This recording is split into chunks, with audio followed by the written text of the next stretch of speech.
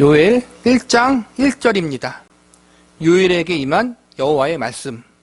오늘부터 공부하게 될 말씀은 요엘 선지서입니다. 이름에서도 알 수 있듯이 본 선지서는 요엘이라는 선지자가 하나님께로부터 받은 계시의 말씀들을 성령의 감동에 의하여 기록한 애연서입니다. 주된 내용은 남유다 왕국의 범죄로 인한 경고와 심판의 메시지를 담고 있습니다. 우리는 요엘 선지서를 본격적으로 공부하기에 앞서서 요엘 선지서가 기록된 목적과 시대적 배경에 대해서, 그리고 요엘 선지서의 전체적인 내용에 대해서 간단히 살펴보도록 하겠습니다. 먼저 요엘 선지서의 기록 목적과 시대적 배경에 대해서 살펴보겠습니다. 성경학자들은 요엘 선지자가 주전 830년경에 활동했던 사람이라고 보고 있습니다. 주전 830년이면 한창 이스라엘 민족이 둘로 나뉘어서 혼란스러웠던 시기였습니다. 이스라엘 민족은 원래 하나였지만 이스라엘의 3대 왕이자 다윗 왕의 아들이었던 솔로몬이 죽은 이후에 남과 북으로 나뉘어지게 됩니다. 남쪽은 남유다 왕국으로 불리었고 다윗 왕의 후손들이 계속적으로 왕위를 이어나갔습니다. 북쪽은 북이스라엘 왕국이라고 불리우며 시시때때로 반역과 모반이 일어나 여러 가문의 사람들이 왕이 되었다가 죽임을 당하는 일이 반복되었습니다. 요엘 선지자는 이 중에서 남유다 왕국의 요아스 왕이 다스렸던 시기에 활동했습니다. 남유다의 요아스 왕은 믿음의 왕이었습니다. 그러나 그의 할아버지였던 여호람 왕과 아버지 아하시야 왕은 부패하고 타락한 왕이었기에 나라를 엉망으로 통치하고 다스렸습니다. 이 때문에 할아버지와 아버지 모두 하나님의 징계로 인해서 전쟁 중에 목숨을 잃게 되고 요아스가 왕위를 물려받게 됩니다. 요아스가 왕위를 물려받기까지도 많은 우여곡절이 있었지만 제사장 여호야다의 도움으로 무사히 왕의 자리에 오르게 됩니다. 그러나 요아스가 왕위를 오를 때 그의 나이가 7살이었습니다. 너무 어린 나이에 왕이 되었기 때문에 할아버지와 아버지가 엉망으로 만들었던 나라가 온전히 회복되는 데는 한계가 있었습니다. 할아버지와 아버지가 나라를 통치하면서 가장 크게 잘못한 것은 온 나라 전체를 우상 숭배의 범죄에 물들게 한 것입니다. 할아버지와 아버지가 앞장서서 우상을 숭배했기 때문에 나라 안의 백성들도 우상 숭배의 범죄에 깊이 빠져 있었고 하나님을 믿는 참된 신앙이 퇴색해져 가고 있었던 시기에 요아스가 어렵게 왕이 된 것입니다. 요아스가 왕이 되었지만 오랫동안 선대 악한 왕들이 만들어 놓았던 우상 숭배를 비롯해 여러 좋지 못한 영향에서 나라가 온전히 벗어나지 못하고 있었습니다.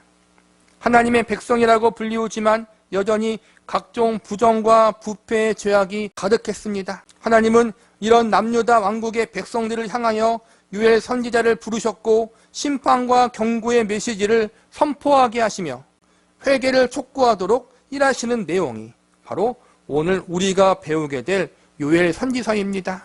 이번에는 요엘 선지서의 전체적 내용에 대해서 살펴보겠습니다. 본문 1절을 보시기 바랍니다. 부두엘의 아들 요엘에게 임한 여호와의 말씀이라.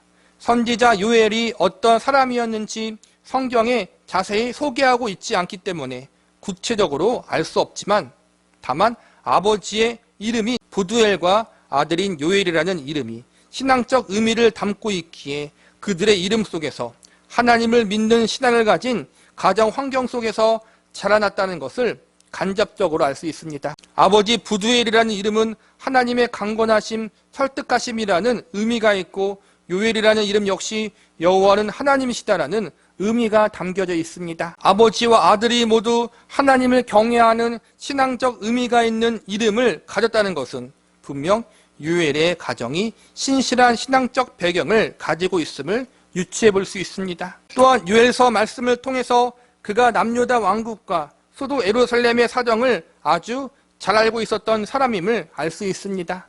이것으로 보아 그가 남유다의 수도 예루살렘 출신의 사람이 아니었는가 조심스럽게 추측해 볼 수 있습니다. 하나님은 죄악이 관영한 시대, 하나님을 믿는 신앙이 조롱받고 외면받게 되는 어두운 시대에 요엘 선지자를 택하셔서 그 시대의 범죄와 죄악을 가감없이 지적하게 하시고 회개를 강하게 촉구하도록 하십니다. 많은 사람들 앞에 담대하게 죄악을 지적하고 회개를 선포하는 요엘 선지자의 모습이 마치 신약 시대의 세례 요한과 비슷하다고 성경학자들은 이야기하고 있습니다. 그만큼 하나님 앞에서 매우 깨끗하고 존귀하게 쓰임받은 사람이 바로 요엘 선지자였던 것입니다. 요엘 선지서는 총 3장으로 구성되어 있습니다. 이 중에서 1장과 2장에서는 남유다 왕국과 수도 예루살렘의 죄악을 지적하면서 그들을 향한 하나님의 준엄한 심판과 징계를 경고합니다. 계속해서 하나님을 외면하고 범죄의 자리에 서게 된다면 반드시 큰 심판과 징계를 받게 될 것이라고 선포합니다. 그러나 심판과 징계를 선포하면서 동시에 회개를 촉구하며 회개하는 자에게 오는 하나님의 용서의 축복, 회복의 은혜를 이야기합니다. 무조건적으로 하나님의 심판만 선포하는 것이 아니라 죄에서 돌이키면 한이 없는 하나님의 축복과 은혜가 있음을 가르치며 하나님 백성들이 취해야 할 가장 선하고 좋은 길을 제시합니다. 그러나 회개를 거부하고 계속적으로 죄악 가운데 있다면 하나님이 작정하신 아주 무섭고 엄중한 심판과 징계의 고통이 있음을 알려주는 것이 요엘서 1장과 2장의 내용입니다. 마지막 3장은 하나님 백성들을 괴롭히는 이방 민족에 대한 하나님의 심판과 하나님의 때에 다시 아름답게 회복되어질 하나님의 백성들에 대한 약속의 말씀이 기록되어 있습니다. 마지막으로 요엘 선지서의 핵심 주제와 메시지에 대해서 살펴보겠습니다. 요엘 선지서의 가장 중요한 주제와 메시지는 여호와의 날을 준비하라입니다. 요엘 선지서에서 가장 많이 등장하는 말과 단어는 여호와의 날입니다. 여호와의 날은 하나님의 심판의 날을 지칭하는 말입니다. 보편적으로 이스라엘 민족을 포함하여 역사 가운데 등장했던 여러 나라와 민족들에 대한 하나님의 심판의 날을 지칭하고 있고 한 발 더 나아가서 역사의 마지막 날 임할 최후의 심판, 예수 그리스도의 재림의 심판을 상징하기도 합니다. 보편적 의미에서 여호와의 날은 어느 시대, 어느 나라 민족에게나 있을 수 있습니다. 한 사회와 한 나라가 하나님 보시기에 합당하지 않는다면, 그곳이 죄악으로 관영해진다면 하나님의 심판이 임할 수 있는 것입니다. 우리 사회도 우리 나라와 민족에게도 이러한 하나님의 심판이 있을 수 있습니다. 하나님의 심판은 크게 두 가지로 볼 수 있습니다. 우선은 회개하지 않은 자들에게 임할 하나님의 심판입니다. 회개하지 않는다는 것은 자신들의 죄악됨을 인정하지 않고 뉘우치지도 않았다는 것입니다. 이러한 자들에게는 여호와의 날이 그들이 저지른 범죄함대로 하나님의 엄중한 심판을 받게 되는 날이 될 것입니다. 하나님의 온전한 정의와 공의대로 철저한 심판을 받게 되는 그날이 바로 성경에서 말하는 여호와의 날인 것입니다. 그 다음은 회개한 자들에게 오는 하나님의 축복입니다. 여호와의 날은 회개하지 않은 자에게는 심판의 날이 되겠지만 회개하는 자에게는 심판이 아니라 하나님의 위로와 축복을 받는 날이 될 것입니다. 회개하지 않은 자들에게는 그들이 행한 죄악대로 심판을 받겠지만 회개한 자들에게는 하나님의 은혜와 자비대로 상급을 받게 될 것입니다. 이 부분을 우리는 잘 기억해야 합니다. 회개하지 않은 자들은 하나님의 정의와 공의의 심판이 임합니다. 봐주는 것이 없이 철저하게 그들이 행한 대로 하나님이 판단하고 심판하시는 것입니다. 그러나 회개한 자들에게는 정의와 공의의 심판이 아닌 은혜와 자비와 긍휼의 심판이 시행됩니다. 나의 죄악된 행실을 보시는 것이 아니라 예수님이 행하시고 이루신 대속의 은혜를 보시고 우리를 판단하시기에 하나님의 심판이 임하는 여호와의 날은 회개한 자에게 축복의 날, 위로의 날, 안식의 날이 될 것입니다. 요엘서의 결론은 여호와의 날에 회개하지 않은 자에게 엄중한 심판이 임하게 될 것이고 회개한 자에게는 하나님의 은혜와 자비가 임하게 된다는 것입니다. 그러므로 하나님이 회개를 촉구하실 때, 하나님이 경고하실 때 하루라도 빨리 죄를 뉘우치고 회개의 자리로 나오라는 것이 요엘서의 핵심 주제요 메시지인 것입니다. 오늘 말씀을 정리하겠습니다. 우리가 배울 요엘서의 가장 중요한 메시지는 결국 여호와의 날을 준비하라입니다. 이 메시지는 하나님 앞에 회개하라는 것입니다. 죄악의 길에서 돌이켜 하나님께 돌아오라는 것입니다. 그렇게 하지 않으면 하나님이 심판하시고 징계하신다는 메시지가 요엘서의 중요 내용입니다. 오늘 말씀은 남유다 왕국에 대한 경고의 말씀이지만 궁극적으로 오늘날 저와 여러분을 향한 하나님의 말씀도 된다는 사실을 반드시 명심하고 있어야 합니다. 이스라엘 민족과 남유다 왕국은 구약시대에 하나님의 백성들을 대표하는 존재들입니다. 신약시대에는 이스라엘 민족이 하나님의 백성이 아니라 예수 그리스도를 구세주로 믿고 영접한 모든 그리스도인들이 하나님의 백성이 됩니다. 그러므로 구약의 하나님 백성들을 향한 경고의 말씀은 오늘날을 살아가는 하나님의 백성들, 즉 모든 교회와 성도를 향한 하나님의 말씀이 될 수 있는 것입니다. 우리 역시 하나님의 경고의 메시지를 거절한다면 남유다 왕국에 대한 심판의 경고가 우리에게 임할 수도 있기에 이 말씀에서 우리 역시 자유로울 수 없습니다. 여호와의 날을 준비하라는 메시지는 성경 곳곳에 자주 등장하는 메시지입니다. 하나님을 거절하고 외면했던 나라와 민족을 향하여 하나님 백성들을 괴롭히고 핍박했던 세력들을 향하여 하나님은 여호와의 날에 반드시 그들을 심판하시겠다라고 선포하십니다. 여호와의 날을 준비하라는 메시지를 선포할 때 이 메시지를 듣는 대상은 크게 두 종류가 있습니다.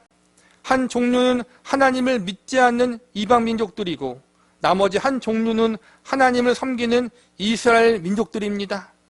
성경에 보면 선지자들을 통해서 하나님은 이방 민족들이나 이스라엘 민족이나 모두 여호와의 날을 준비하라는 메시지를 선포하며 회개를 촉구하십니다. 그러나 여기서 매우 흥미로운 것은 하나님을 믿지 않는 이방 민족들이 회개를 거부하면 더 이상 기회가 주어지지 않는다는 것입니다. 회개하라. 그렇지 않으면 심판을 받는다. 이 하나님의 메시지에 귀를 기울이지 않는 이방 민족들은 결국 완전하게 멸망을 당하게 됩니다. 하나님의 백성인 이스라엘 백성들도 이와 비슷합니다. 하나님이 이스라엘 백성들을 향해서 회개하라는 메시지를 전달하십니다. 그런데 이스라엘 백성들이 회개하지 않으면 하나님은 그들을 향해서 심판과 징계를 시행하십니다. 회개하지 않으면 이방 민족이든 이스라엘 백성이든 죄악에 대한 징계와 심판을 당한다는 사실은 동일합니다. 그런데 성경에 보면 이방 민족과 이스라엘 백성들의 분명한 차이점이 있습니다. 이방 민족들은 회개하지 않으면 끝입니다. 새로운 기회는 없습니다. 그런데 이스라엘 백성들은 회개하지 않으면 회개할 때까지 하나님 앞에 징계를 받습니다. 이방 민족들은 회개하지 않으면 그냥 영원히 멸망시켜버리는데 이스라엘 백성들은 회개하지 않으면 회개할 때까지 계속적으로 징계를 받고 결국 회개하는 자리에까지 하나님이 이끄신다는 것입니다. 심지어는 멸망을 당한 이후에도 회개할 기회를 허락하십니다. 그래서 회개하면 다시 회복시켜 주십니다. 더 주목해서 볼 것은 하나님은 이스라엘 백성들이 죄를 지어서 징계를 내리실 때 일정한 과정과 절차를 거치어 단계적으로 벌을 주신다는 것입니다. 요엘서에서 보면 메뚜기 떼로 인해 어려움을 겪게 하시고 그래도 회개하지 않으면 심한 기근과 가뭄을 통해서 배고픔과 굶주림을 겪게 하십니다. 이러한 고통을 당한 후에도 깨닫지 못하면 이방 민족의 침략으로 인해 고통받게 하십니다. 그런데도 자신들의 잘못을 뉘우치지 못하고 하나님께 여전히 돌아오지 않으면 최후의 방법으로 나라를 아예 멸망시켜 버리시고 포로로 끌려가게 하는 징계를 내리신다라고 경고하고 있습니다. 회개하면 거기서 징계가 멈추지만 회개하지 않으면 일련의 절차와 과정을 거치면서 점점 징계와 심판의 강도를 강하게 내리시는 것입니다. 이방인들에게는 이러한 절차와 과정을 발견할 수 없습니다. 그냥 영원히 멸망뿐입니다.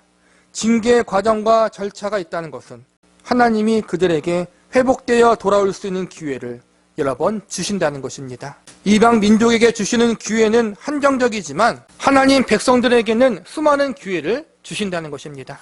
하나님 백성들에게 영원한 저주, 영원한 징계, 영원한 멸망은 없습니다. 부모가 자식을 버리지 않듯이 혹여나 인간의 부모는 연약하여 자식을 버릴 수 있지만 하나님은 결코 그러지 않으십니다. 하나님은 하나님의 백성들을 영원히 버리거나 포기하지 않는다. 새로운 기회를 주시고 회복의 은혜를 주신다. 이것이 하나님 백성들이 가질 수 있는 가장 큰 소망입니다. 그러나 또 다른 기회가 있다. 하나님께서 버리지 않으신다. 이러한 사실을 우리가 악용해서는 안 됩니다. 왜냐하면 하나님의 징계와 심판은 아주 준엄하고 무섭기 때문입니다. 우리가 참을 수 있는 아픔이 아닙니다. 자식의 못된 버르장머리를 고치기 위해서 부모는 혼낼 때 눈물 콧물 쏙 빠지게 혼냅니다. 그래야 다시는 잘못된 길로 가지 않기 때문입니다. 하나님도 마찬가지입니다. 하나님이 내리시는 사랑의 매는 웃으면서 받을 수 있는, 잘 참으면서 받을 수 있는 그런 매가 아닙니다. 숨이 넘어가 제발 살려달라고 애원하고 매달려도 모자를 그러한 엄중한 매입니다. 그러니 더 큰 매를 맞기 전에 우리는 알아서 빨리 돌이켜야 하고 회개해야 합니다. 이것이 유엘서를 통해서 우리가 배울 수 있는 교훈입니다. 이스라엘 백성들, 남유다 왕국의 백성들은 하나님 앞에 지속적으로 범죄를 저질렀습니다. 하나님은 그러한 그들을 포기하거나 버리지 않으시고 지속적으로 선지자들을 보내사 회개의 메시지를 선포하게 하십니다. 그러나 악한 그들이 회개의 메시지를 거부하자 하나님은 사랑의 매를 드셨고 그들의 잘못된 버리장머리를 고치는 일을 진행하십니다. 이스라엘 백성들을 올바른 존재로 하나님이 만드시는 교육을 진행하시는데 자꾸 이스라엘 백성들이 반항하고 말을 안 듣습니다. 자꾸 도망치고 반역하고 자기 고집을 부립니다. 그래서 하나님이 그들의 잘못된 고집을 꺾어버리시는 일을 행하신다는 것이 유엘서의 내용인 것입니다. 유엘서 전체의 내용을 한마디로 요약하자면 하나님과 이스라엘 백성들의 줄다리기라고 할 수 있습니다. 가장 선한 길로 인도하려는 하나님과 그러한 하나님을 거부하고 죄악된 길로 도망가려는 이스라엘 백성들 사이에 줄다리기를 하는 것입니다. 결국엔 누가 승리하겠습니까? 힘이 센 사람이 승리할 수밖에 없습니다. 하나님이 창조주요 전능자이시기 때문에 결국 하나님이 이길 수밖에 없습니다. 하나님이 오라고 하는데 오지 않고 버텨봤자 손가락만 까지고 바닥에 나뒹길 수밖에 없는 것입니다. 유엘서 2장 28절에서부터 32절까지는 오순절 성령의 임재 사건을 예언하고 있는 구절입니다. 오순절 성령의 임하심을 예언한 구절인 유엘서 2장 28절과 29절을 보시기 바랍니다. 그 후에 내가 내 영을 만민에게 부어주리니 너희 자녀들이 장래일을 말할 것이며 너희 늙은이는 꿈을 꾸며 너희 젊은이는 이상을 볼 것이며 그때 내가 또 내 영을 남종과 여종에게 부어줄 것이며 하나님께서 하나님의 날에 성령을 그분의 백성들에게 부어주신다는 약속의 말씀이 여기에 기록되어 있습니다. 성령을 부어주신다는 말씀은 결국 하나님의 백성을 하나님께서 고치시고 새롭게 하신다는 말씀입니다. 구약의 이스라엘 백성들은 율법을 통해서 새롭게 변화되려고 노력했습니다. 그런데 율법을 통해서 변화될 수 있는 것은 겉모습뿐이었습니다. 종교적 열심만 추가될 뿐이었습니다. 속사람이 변해야 하는데 겉사람만 그럴듯하게 변하는 것이 다였습니다. 그래서 하나님께서 이제 겉사람만 변하는 것이 아니라 속사람이 새롭게 변화하는 역사를 일으키실 것이라고 약속하십니다. 겉으로만 하나님의 말씀을 지키는 것에서 끝나지 않고 안에서부터 그 사람의 심령과 마음에서부터 하나님의 말씀을 사랑함으로 지키는 자리에까지 이르도록 하신다고 말씀하는 것입니다.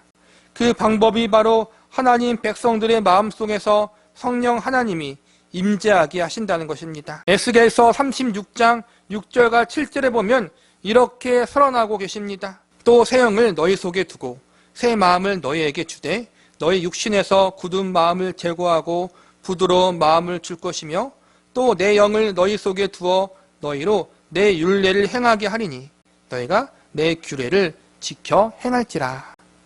구약 시대에서는 사람의 의지나 노력으로 하나님 말씀을 온전히 지키며 살 수 있다고 믿었습니다. 마음만 먹으면 율법대로 살 수 있다고 사람들은 생각했던 것입니다. 그런데 이스라엘 민족의 역사를 통해서 증명된 사실이 무엇입니까? 인간이 스스로의 의지나 능력으로 하나님 말씀을 온전히 지키며 살 수 없다는 것입니다. 율법을 지키며 살아갈 실력이 인간에게는 없다는 것이 구약시대 하나님의 백성들의 모습에서 발견된 것입니다.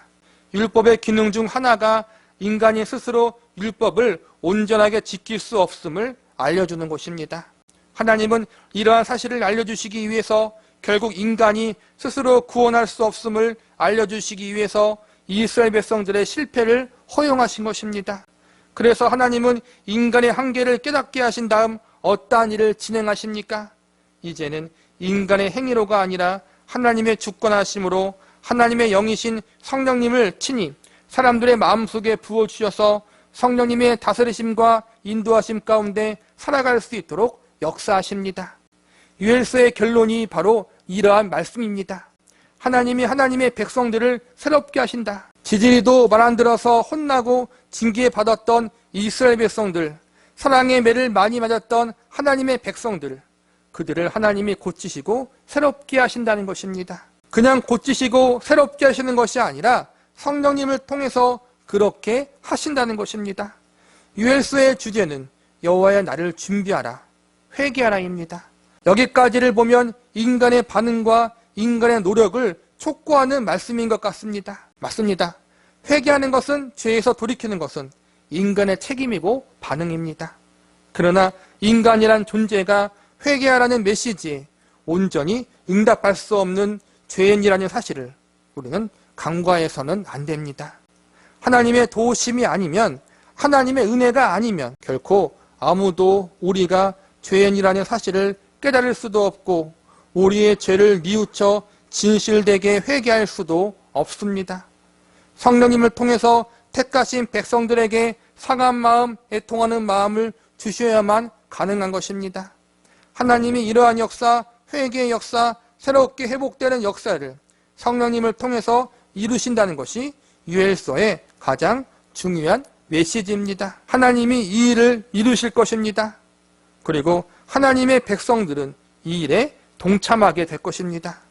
하나님이 하신다는 것이 인간의 책임과 자유의지를 막거나 임의대로 조종하신다는 것이 아닙니다. 하나님이 하신다는 것은 인간이 자유의지를 가지고 기꺼이 그분의 뜻에 자발적으로 응답하고 반응하는 것을 포함합니다. 하나님이 택하신 백성들이 그렇게 할 수 있도록 섭리하시고 주관하신다는 것입니다. 억지로가 아니라 자발적으로 회개의 자리, 순종의 자리로 나오도록 하나님이 성령님을 통해서 일하신다는 것입니다. 많은 목사님들이 이러한 하나님의 역사를 하나님의 설득이라고 표현했습니다. 유엘서는 하나님의 백성들을 설득하시는 하나님의 일하심의 역사가 기록되어 있습니다. 우리는 유엘서를 통해서 하나님이 어떻게 하나님의 백성들을 새롭게 하시는지, 어떻게 하나님의 주권과 인간의 자유의지가 조화롭게 일할 수 있는지를 배우게 될 것입니다. 결론은 하나님이 하셔야 한다는 것입니다. 성령님께서 우리 안에 성령님을 내주하게 하심으로 하나님이 우리들의 삶을 주장하시고 인도하고 계십니다. 우리의 삶 가운데 우리를 날마다 다스리시고 새롭게 하고 계십니다. 우리의 삶 가운데 우리를 날마다 다스리시고 새롭게 하고 계십니다. 우리가 잘못된 길을 걸어갈 때에는 애통해 하시고 슬퍼하시며 우리를 질책하시고 바른 길로 인도하여 주시는 일을 행하시고 계십니다. 우리가 믿음대로 살아갈 때 우리 안에서 기뻐하시고 즐거워하시며 우리들의 삶이 더욱더 거룩하고 성화되도록 이끌고 계십니다. 그리고 결국 모든 삶의 순간과 사건과 환경을 통해서 우리가 하나님 보시기에 합당한 존재가 되도록 우리를 주장하시고 이끌고 계십니다. 하나님이, 성령님이 이 일을 우리 안에서, 우리 인생 가운데서 지금 행하고 계십니다. 하나님의 말씀을 통해서 우리 안에서 이 일을 행하시는 성령님의 인도하심과 통치하심에 온전히 우리 자신을 내어 맡기고 기꺼이 설득당하는 은혜가 있기를 바랍니다. 하나님의 말씀하심에 기쁨과 즐거움으로 순종하고 복종할 수 있는 자리에까지 나아갈 수 있는 저와 여러분이 되시기를 기도합니다. 요엘 1장 2절에서부터 7절까지입니다. 징계 속에 담긴 하나님의 마음. 지난 시간에는 요엘 선지서의 시대적 배경과 특징, 그리고 중심 주제와 내용들에 대해서 배웠습니다. 요엘서를 공부하면서 우리가 기억해야 할 기본 주제와 내용은 회개함으로 여호와의 날을 맞이할 준비를 하라는 것입니다. 여호와의 날은 하나님의 심판의 날을 상징합니다. 하나님은 요엘 선지자를 통해서 여호와의 날이 임박했음을 선포하게 하십니다. 하나님이 예비하신 엄중한 심판의 날이 다가오고 있으니 어서 죄에서 돌이켜 회개하기를 촉구하신 것입니다. 요엘 선지자가 활동했던 시기는 요아스라는 왕이 남유다 왕국을 다스릴 때였습니다. 요아스는 믿음의 왕이었지만 어린 나이에 왕이 되었기 때문에 초창기에는 국정 운영에 미흡했던 점들이 많았습니다. 무엇보다 그의 할아버지와 아버지가 나라를 잘 다스리지 못했고 우상 숭배를 장려했던 왕이었기 때문에 나라의 상황이 매우 좋지 못했습니다. 나라가 경제적으로 어려웠고 사회 전반적으로 도덕적 윤리적으로 크게 타락하고 부패해 있었습니다. 특별히 우상 숭배의 범죄가 나라 전체에 만연해 있었습니다. 믿음의 왕이 세워졌음에도 불구하고 여전히 우상 숭배의 범죄에서 벗어나지 못하는 남유다 백성들을 향하여 하나님은 요엘 선지자를 통해 경고의 말씀을 전하게 하십니다. 만약 그들이 죄를 버리고 회개하지 않는다면 그들이 범한 죄대로 매우 엄중하고 준엄한 심판을 받게 될 것이라는 메시지를 전하게 하십니다. 오늘부터 배우게 될 요엘서 1장의 주요 내용은 이처럼 범죄한 남유다 왕국에 대한 하나님의 징계와 채찍에 대한 말씀들이 기록되어 있습니다. 우리는 오늘 남유다 왕국을 향한 징계에 대한 경고의 말씀들을 살펴보면서 이 경고 속에 담긴 의미와 이 경고의 말씀이 오늘날 우리들에게 주는 교훈과 메시지는 무엇인지 알아보는 시간을 가져보도록 하겠습니다. 우선적으로 하나님의 경고의 종류와 내용에 대해서 살펴보겠습니다. 첫 번째로 하나님은 해충의 징계를 통해서 경고하십니다. 본문 4절을 보시기 바랍니다. 팥중이가 남긴 것을 메뚜기가 먹고 메뚜기가 남긴 것을 느치가 먹고 느치가 남긴 것을 황충이 먹었도다. 해충이란 사람에게 직간접적으로 피해를 주는 곤충이나 벌레를 지칭합니다. 본문 4절에 보니까 팥중이와 메뚜기 그리고 느치와 황충이라는 해충이 등장하여 밭에 자라고 있는 곡식들을 모두 먹어치우고 있다고 이야기하고 있습니다. 4절에 나오는 해충의 피해는 오늘 본문이 기록될 당시에 이스라엘 민족 남유다 백성들이 경험하고 있었던 사건이었습니다. 팥중이, 메뚜기, 느치, 황충이 이러한 해충은 곡식을 갉아먹는 공충이라고 생각하시면 이해가 쉬울 것입니다. 지금 남유다 왕국의 들판에 곡식들이 자라나고 있는데 메뚜기와 같은 해충들이 날아와 곡식을 갉아먹고 있고 이로 인해서 큰 피해를 입게 된다는 것이 지금의 상황이라는 것입니다. 우리나라와 같은 경우는 메뚜기 떼가 곡식을 모두 갉아먹는다는 내용에 대해서 실감을 잘하지 못하지만 중동 지방이나 아프리카 지방에는 종종 있는 일이라고 합니다. 저도 오래전 다큐멘터리에서 아프리카에 출몰한 메뚜기 떼에 대한 방송을 봤는데 그 규모가 우리가 상상을 초월할 정도로 어마어마했던 것을 기억합니다. 농작물에 피해를 입히는 메뚜기 떼의 숫자가 적게는 수억 마리에서 많게는 수백억 마리가 된다고 합니다. 메뚜기는 식성이 좋아서 자신의 몸무게보다 2배나 많은 양의 식물을 하루에 먹을 수 있는데 1톤의 무게가 되는 메뚜기의 무리가 하루에 2,000인분의 농작물을 먹어치울 수 있다고 합니다. 이러한 메뚜기 무리가 수백억 마리씩 출몰한다면 매우 큰 재앙이 될 수 있습니다. 다큐멘터리에서 보니까 사람들이 나와서 나무 막대기로 때리고 돌로 태워보고 여러 도구를 다 사용해 보아도 별 소용이 없었습니다. 비행기를 동원해 하늘에서 농약이나 해충약을 뿌려봐도 막을 수가 없었습니다. 기술이 발달한 오늘날에도 메뚜기 떼가 출몰하면 이처럼 아주 큰 피해를 입게 되는데 하물며 과거에는 얼마나 더 큰 피해를 주었겠습니까? 고대 중동 지방에서 메뚜기 떼의 출몰은 한 나라의 근간을 흔드는 국가적 재앙이 되었을 것입니다. 그런데 이러한 재앙이 지금 이스라엘 민족 남유다 왕국에 일어나고 있었습니다. 4절에서 이야기하고 있는 해충의 재앙, 메뚜기의 재앙은 지금 현재 일어나고 있는 사건입니다. 여기서 주목해서 볼 것은 이 재앙이 우연적인 사건, 갑작스럽게 발생한 자연적인 재해가 아니라 하나님이 의도하시고 계획하여 일어난 징계라는 것입니다. 신명기 28장에 보면 하나님의 말씀에 순종할 때 받게 되는 축복과 반대로 불순종할 때 받게 되는 징계와 저주에 대한 내용들이 쭉 나열되어 있습니다. 여기서 보면 메뚜기의 재앙에 대한 내용이 나와 있습니다. 하나님의 말씀을 듣지 않고 하나님 앞에 범죄하게 되면 메뚜기를 보내어 이스라엘 백성들이 심은 곡식들을 먹게 하여 고통당하게 하신다고 경고하고 있습니다. 그러니까 지금 겪고 있는 메뚜기의 재앙, 자신들이 힘들게 농사지은 곡식들이 메뚜기 떼로 인하여 남아나지 않게 되는 이러한 재앙이 그들 자신의 범죄함 때문이라는 사실을 알려주고 있는 것입니다. 율법에 기록된 대로 또한 하나님의 선지자가 경고한 대로 하나님이 내리신 이 징계의 사건을 보면서 어서 자신들의 잘못을 깨닫고 하나님 앞에 회개하는 자리로 가야 한다는 것이 바로 메뚜기 떼, 해충의 징계 속에 담긴 경고의 의미인 것입니다. 두 번째로 하나님은 가뭄과 기근의 징계를 통해 경고하셨습니다. 본문 5절을 보시기 바랍니다. 취하는 자들아 너희는 깨어 울지어다. 포도주를 마시는 자들아 너희는 울지어다. 이는 단 포도주가 너희 입에서 끊어졌음이니.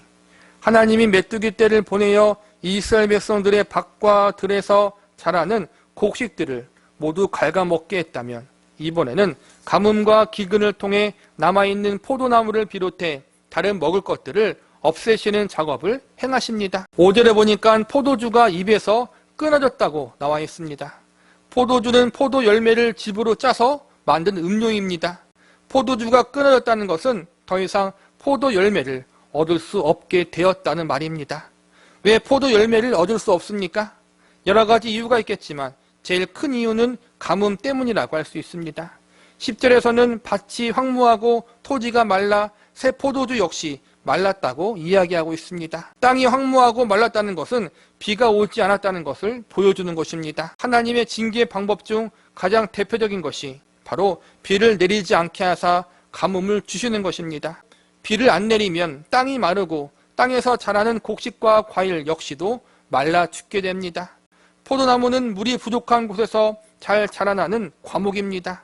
가뭄을 잘 견디는 식물이 포도나무입니다. 그런데 이 포도나무에서도 열매가 없다는 것은 그만큼 심한 가뭄이 지속되었다는 것입니다. 메뚜기 떼가 날아와 밭과 들의 곡식을 모두 갉아먹은 사건이 하나님이 내리신 징계였듯이 하늘에서 비가 내리지 않아서 땅이 메마르고 포도나무가 열매 맺을 수 없을 만큼 심한 가뭄이 든 것도 하나님이 계획하여 내린 재해인 것입니다. 가뭄의 사건 역시도 하나님께서 율법 말씀을 통해 경고하셨고 유엘 선지자를 통해서 죄악으로 인한 하나님의 징계라는 사실을 아주 명확하게 알려주고 있습니다. 지금 너희들이 당하는 이 자연재해들, 메뚜기 떼의 재해와 가뭄과 기근의 재해들이 우연히 일어난 것이 아니라 이스라엘 백성들인 너희 범죄함으로 일어난 하나님의 징계다. 그러니 어서 하나님 앞에 죄를 뉘우치고 회개의 자리로 가라. 이것이 오늘 이 말씀에서 전달하고자 했던 가장 중요한 메시지인 것입니다. 세 번째로 하나님은 이방 민족을 사용하셔서 징계를 내리셨습니다.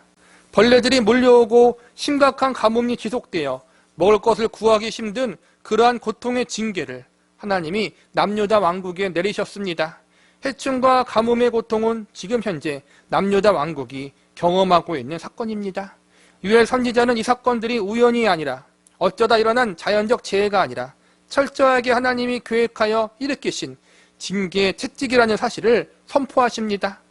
유엘 선지자가 이러한 사실을 선포한 이유는 지금 이스라엘 백성들이 범죄하고 있는 그러한 죄악들이 하나님 앞에 불순종하며 하나님을 거역하는 그러한 악한 모습들을 어서 뉘우치고 회개하라는 의미에서 그렇게 한 것입니다. 너희가 지금 당하는 재앙과 고통은 하나님이 너희의 범죄함 때문에 내리는 징계다. 그러니 어서 회개하고 하나님께 돌아오라. 지금 유엘 선지자가 4절과 5절에서 이렇게 선포하고 있는 것입니다. 그런데 만약 이러한 고난과 징계를 경험하고도 하나님께 돌아오지 않으면 하나님은 더 큰 징계를 내리실 것이라고 경고하십니다. 더 큰 징계가 무엇입니까? 바로 이방 민족의 침략입니다. 본문 6절을 보시기 바랍니다. 다른 한 민족이 내 땅에 올라왔음이로다. 그들은 강하고 수가 많으며 그 이빨은 사자의 이빨 같고 그 어금니는 암사자의 어금니 같도다. 메뚜기 때의 재앙과 가뭄의 재앙을 통해서 자신들의 잘못을 깨닫고 하나님께 회개하고 돌아오라고 선포했는데 그래도 말을 안 들으면 이번에는 아주 강한 이방 민족을 불러서 이스라엘 백성들을 혼내주실 것이라고 말씀하고 있는 것입니다. 이 이방 민족을 사자와 사자의 이빨 같다고 표현했는데 그만큼 하나님이 불러 징계의 도구로 사용할 이방 민족이 강할 뿐만 아니라 매우 거칠고 잔인한 민족이라는 사실을 미리 알려주고 있는 것입니다. 역사적으로 이 민족은 바벨론 민족으로 볼 수 있습니다. 남유다 왕국은 바벨론 나라에 의해서 3번 수도가 함락당하고 결국 나라가 멸망당하고 맙니다. 살아남는 사람들은 대부분 포로로 잡혀갑니다. 이 과정 가운데 무수한 사람들이 칼로 죽임을 당했고 질병과 기근으로 죽었습니다. 이어지는 본문 7절을 보시기 바랍니다. 그들이 내 포도나무를 멸하며 내 무화과 나무를 긁어 말갛게 벗겨서 버리니 그 모든 가지가 하얗게 되었도다. 7절의 말씀은 단순히 포도나무와 무화과 나무의 농사가 안 된다는 이야기만 하는 것이 아니라 이방 민족의 침략으로 인해 그나마 남아있는 적은 양의 식량도 남김없이 사라지게 될 것을 이야기하고 있는 것입니다. 침략해온 이방 민족이 성을 포위하고 모든 것을 불살라 없애버리기 때문에 사람들이 극심한 굶주림과 기근에 허덕이게 된다는 것입니다. 이러한 징계로 인한 고통이 얼마나 극심한지 사람들이 경험하지 못해 보았을 정도로 큰 고통이라고 말합니다. 본문 2절을 보시기 바랍니다. 늙은 자들아 너희는 이것들을 들을지어다. 땅의 모든 주민들아 너희는 귀를 기울일지어다. 너희의 날에 너희 조상들의 날에 이런 일이 있었느냐. 늙은 사람들은 인생을 오래 산 사람들입니다. 그만큼 많은 인생의 연륜과 경험이 있습니다. 젊은 사람들이 겪어보지 못한 일들, 산전수전을 다 겪어본 사람들이 바로 늙은 사람들입니다. 그런데 만약 하나님의 백성들이 회개하지 않으면 그러한 늙은 사람들도 일평생 살면서 겪어보지 못한 큰 재앙과 고통을 당하게 될 것이라고 경고하고 있는 것입니다. 이어지는 3절을 보시기 바랍니다. 너희는 이 일을 너희 자녀에게 말하고 너희 자녀는 자기 자녀에게 말하라. 그 자녀는 후세에 말할 것이니라. 이 말씀은 크게 2가지 의미를 담고 있습니다. 가장 먼저는 하나님이 내리신 징계가 지금껏 경험해보지 못한 아주 큰 고난과 환난이었기 때문에 사람들이 그의 후손들에게 이 사건들을 알려준다는 것입니다. 마치 6.25를 경험했던 세대가 그들의 후손들에게 과거 비참했던 그 시기의 이야기를 해주는 것과 동일한 이치입니다. 회개하지 않으면 두고두고 후손들에게 알려줄 정도로 그렇게 큰 재앙적 사건이 일어나게 될 것임을 경고하고 있는 것입니다. 또 하나는 후대의 후손들이 지금 당하는 고난과 징계를 따라받지 말라는 교훈적 메시지를 전달해 주기 위한 것으로도 볼 수 있습니다. 우리의 부모들은, 우리의 조상들은 하나님께 범죄하여 이렇게 큰 징계를 받았으니 너희는 그러한 범죄를 범하지 말아라. 이러한 의미가 있는 것입니다. 오늘 우리 유엘 선지서의 메시지 속에는 하나님이 선포하게 하신 경고의 내용들을 통해서 그들이 경험한 징계의 모습을 통해서 우리는 그들과 같은 자리에 서면 안 된다는 사실을 배울 수 있어야 합니다. 하나님을 떠나 범죄하는 것이 얼마나 큰 하나님의 진노와 분노를 가져오는지, 얼마나 그것이 우리에게 불행하고 고통스러운 일인지를 알아야 합니다. 원래부터 스스로 잘하면 좋지만 하나님의 말씀을 기쁨으로 잘 지켜서 복받으며 살면 좋겠지만 우리 인간이란 존재가 악하기 때문에 하나님은 부득이하게 사랑의 매를 드십니다. 돌아올 수 없는 강을 건너기 전에 미리 사랑의 매를 드셔서 정신 차려 돌이킬 수 있도록 이끄시는 것입니다. 한두 번 좋은 말로 해서 안 들으면 그 이후에는 매를 맞을 수밖에 없습니다. 이 매는 징계 자체를 위한 매가 아니라 잘못된 자식을 돌이키게 하기 위한 사랑의 매입니다. 그런데 사랑의 매를 맞을 때도 한두 번 맞고 뉘우치면 좋은데 여전히 깨닫지 못하고 반항하면 팔다리 하나가 부러질 수도 있는 것입니다. 하나님은 요엘 선지자를 통해서 더 혼나기 전에, 더 심하게 징계받기 전에 어서 정신 차리고 돌아오라고 알려주고 계십니다. 더 크게 혼나서 호되게 당하기 전에 미리미리 조심하라는 것입니다. 저와 여러분도 마찬가지입니다. 우리가 하나님 앞에 잘못한 자리에 서 있다면, 하나님이 기뻐하지 않는 삶의 자리에 서 있다면, 하나님이 좋은 말로 할 때, 하나님이 봐주실 때 빨리 회개하고 돌아와야 합니다. 하나님은 지금 불신자들을 향해서 경고하시는 것이 아닙니다. 하나님의 최우선 관심사는 하나님이 택하신 백성과 자녀들에게 있습니다. 하나님은 그분의 백성과 자녀들이 죄악의 자리에 서 있는 것을 지켜만 보지 않으십니다. 오늘 요엘 선지자의 경고 속에서 이스라엘 백성들의 모습이 우리에게는 없는지 우리 자신을 점검하고 살펴볼 수 있는 시간이 되기를 바랍니다. 말씀을 정리하겠습니다. 오늘 말씀의 주요 내용은 결국 하루라도 더 빨리 깨닫고 회개하라는 것입니다. 더 맞기 전에, 더 혼나기 전에 어서 죄에서 돌이키라는 것입니다. 4절과 5절에서 나오는 메뚜기 떼의 징계와 가뭄의 징계는 빨리 죄에서 돌이켜 돌아오라는 하나님의 사인이요, 6절과 7절에 나오는 이방 민족의 침략과 고통은 그러지 않으면 더 크게 혼난다는 경고인 것입니다. 실제로 하나님의 징계 단계 중 가장 큰 징계는 이방 민족의 침략으로 인한 굶주림입니다. 성경에 보면 하나님께서 먹을 것이 없게 하심으로 자기 자식까지 잡아먹게 할 정도로 고통의 징계를 내리신다고 나와 있습니다. 그리고 최후에는 나라를 아예 멸망시켜 버리시는 것이 징계의 최종 단계입니다. 요엘 선지자가 기록될 당시에 남유다 왕국은 아직 이 단계까지 가지 않았습니다. 병충해의 징계, 가뭄의 징계, 아직까지는 이 단계의 징계만 받고 있었습니다. 성경에 보면 참으로 흥미로운 것은 하나님이 복을 주실 때에는 단계나 과정 없이 그냥 주신다는 것입니다. 1차로 잘하면 이거 주고, 2차로 잘하면 그 다음 이걸 주고, 마지막까지 잘하면 더 큰 복을 준다. 이런 식의 과정과 절차 없이 하나님 앞에 순종하면 그냥 한량없는 은혜와 복을 주십니다. 그런데 하나님이 벌과 징계를 내리실 때에는 반드시 일정한 단계와 절차와 과정이 주어집니다. 맨 처음에는 적은 병충해나 가뭄을 내리십니다. 그러니까 그냥 농사가 잘 안 되는 정도인 것입니다. 이 단계에서는 아직까지 먹고 살만합니다. 그런데 이러한 하나님의 징계에도 여전히 죄악의 자리에 있으면 그 다음 단계에서는 이전보다 더 심한 병충해나 가뭄을 내리시고 질병과 역병까지 내리십니다. 이 단계에서는 제법 많은 고생을 하게 됩니다. 첫 단계에서는 생계나 생명까지 위협당할 처지는 아니지만 이번 단계에서는 생계를 유지하기 힘들고 생명도 위협당하는 고난을 당합니다.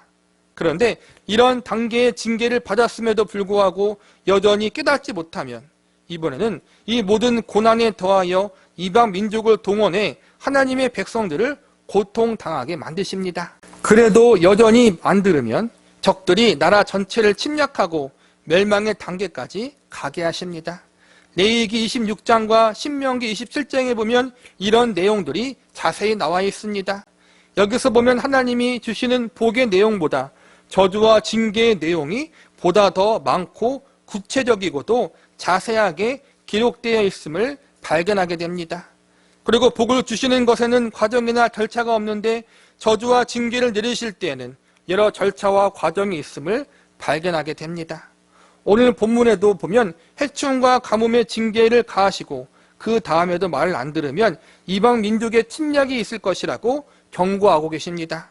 여기서 우리가 주목해서 볼 것은 바로 이것입니다. 하나님이 왜 이렇게 징계를 하실 때 단계적으로 하시는가? 절차와 과정을 계획하시고 하나하나 징계를 내리시는가? 우리는 이 부분을 집중해서 봐야 합니다. 결론부터 말씀드리자면 하나님은 이러한 징계의 절차와 과정을 통해 하나님의 백성들이 회개하고 돌아오기를 바라셨기 때문입니다. 하나님 앞에 잘못하고 범죄했을 때 바로 멸망시켜버리고 바로 없애버리면 편합니다. 하나님도 더 이상 근심하거나 마음 쓸 필요가 없습니다. 그런데 하나님은 그렇게 하지 않으십니다. 그래, 너 지금 죄악의 길에 있느냐?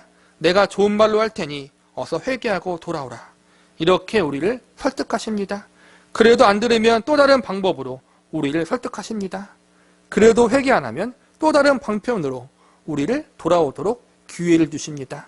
이 모든 과정은 결국 죄를 뉘우칠 기회를 여러 번 주시기 위해서입니다.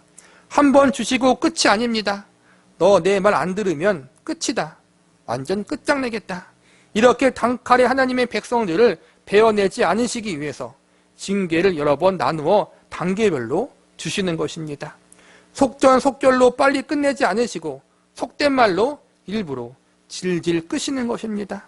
어떻게 해서든 회개케 만들기 위해서, 어떻게 해서든 뉘우칠 기회를 주시기 위해서 하나님은 여러 과정과 단계를 통해 여러 번 징계하시고 여러 번 사랑의 매를 드시는 것입니다.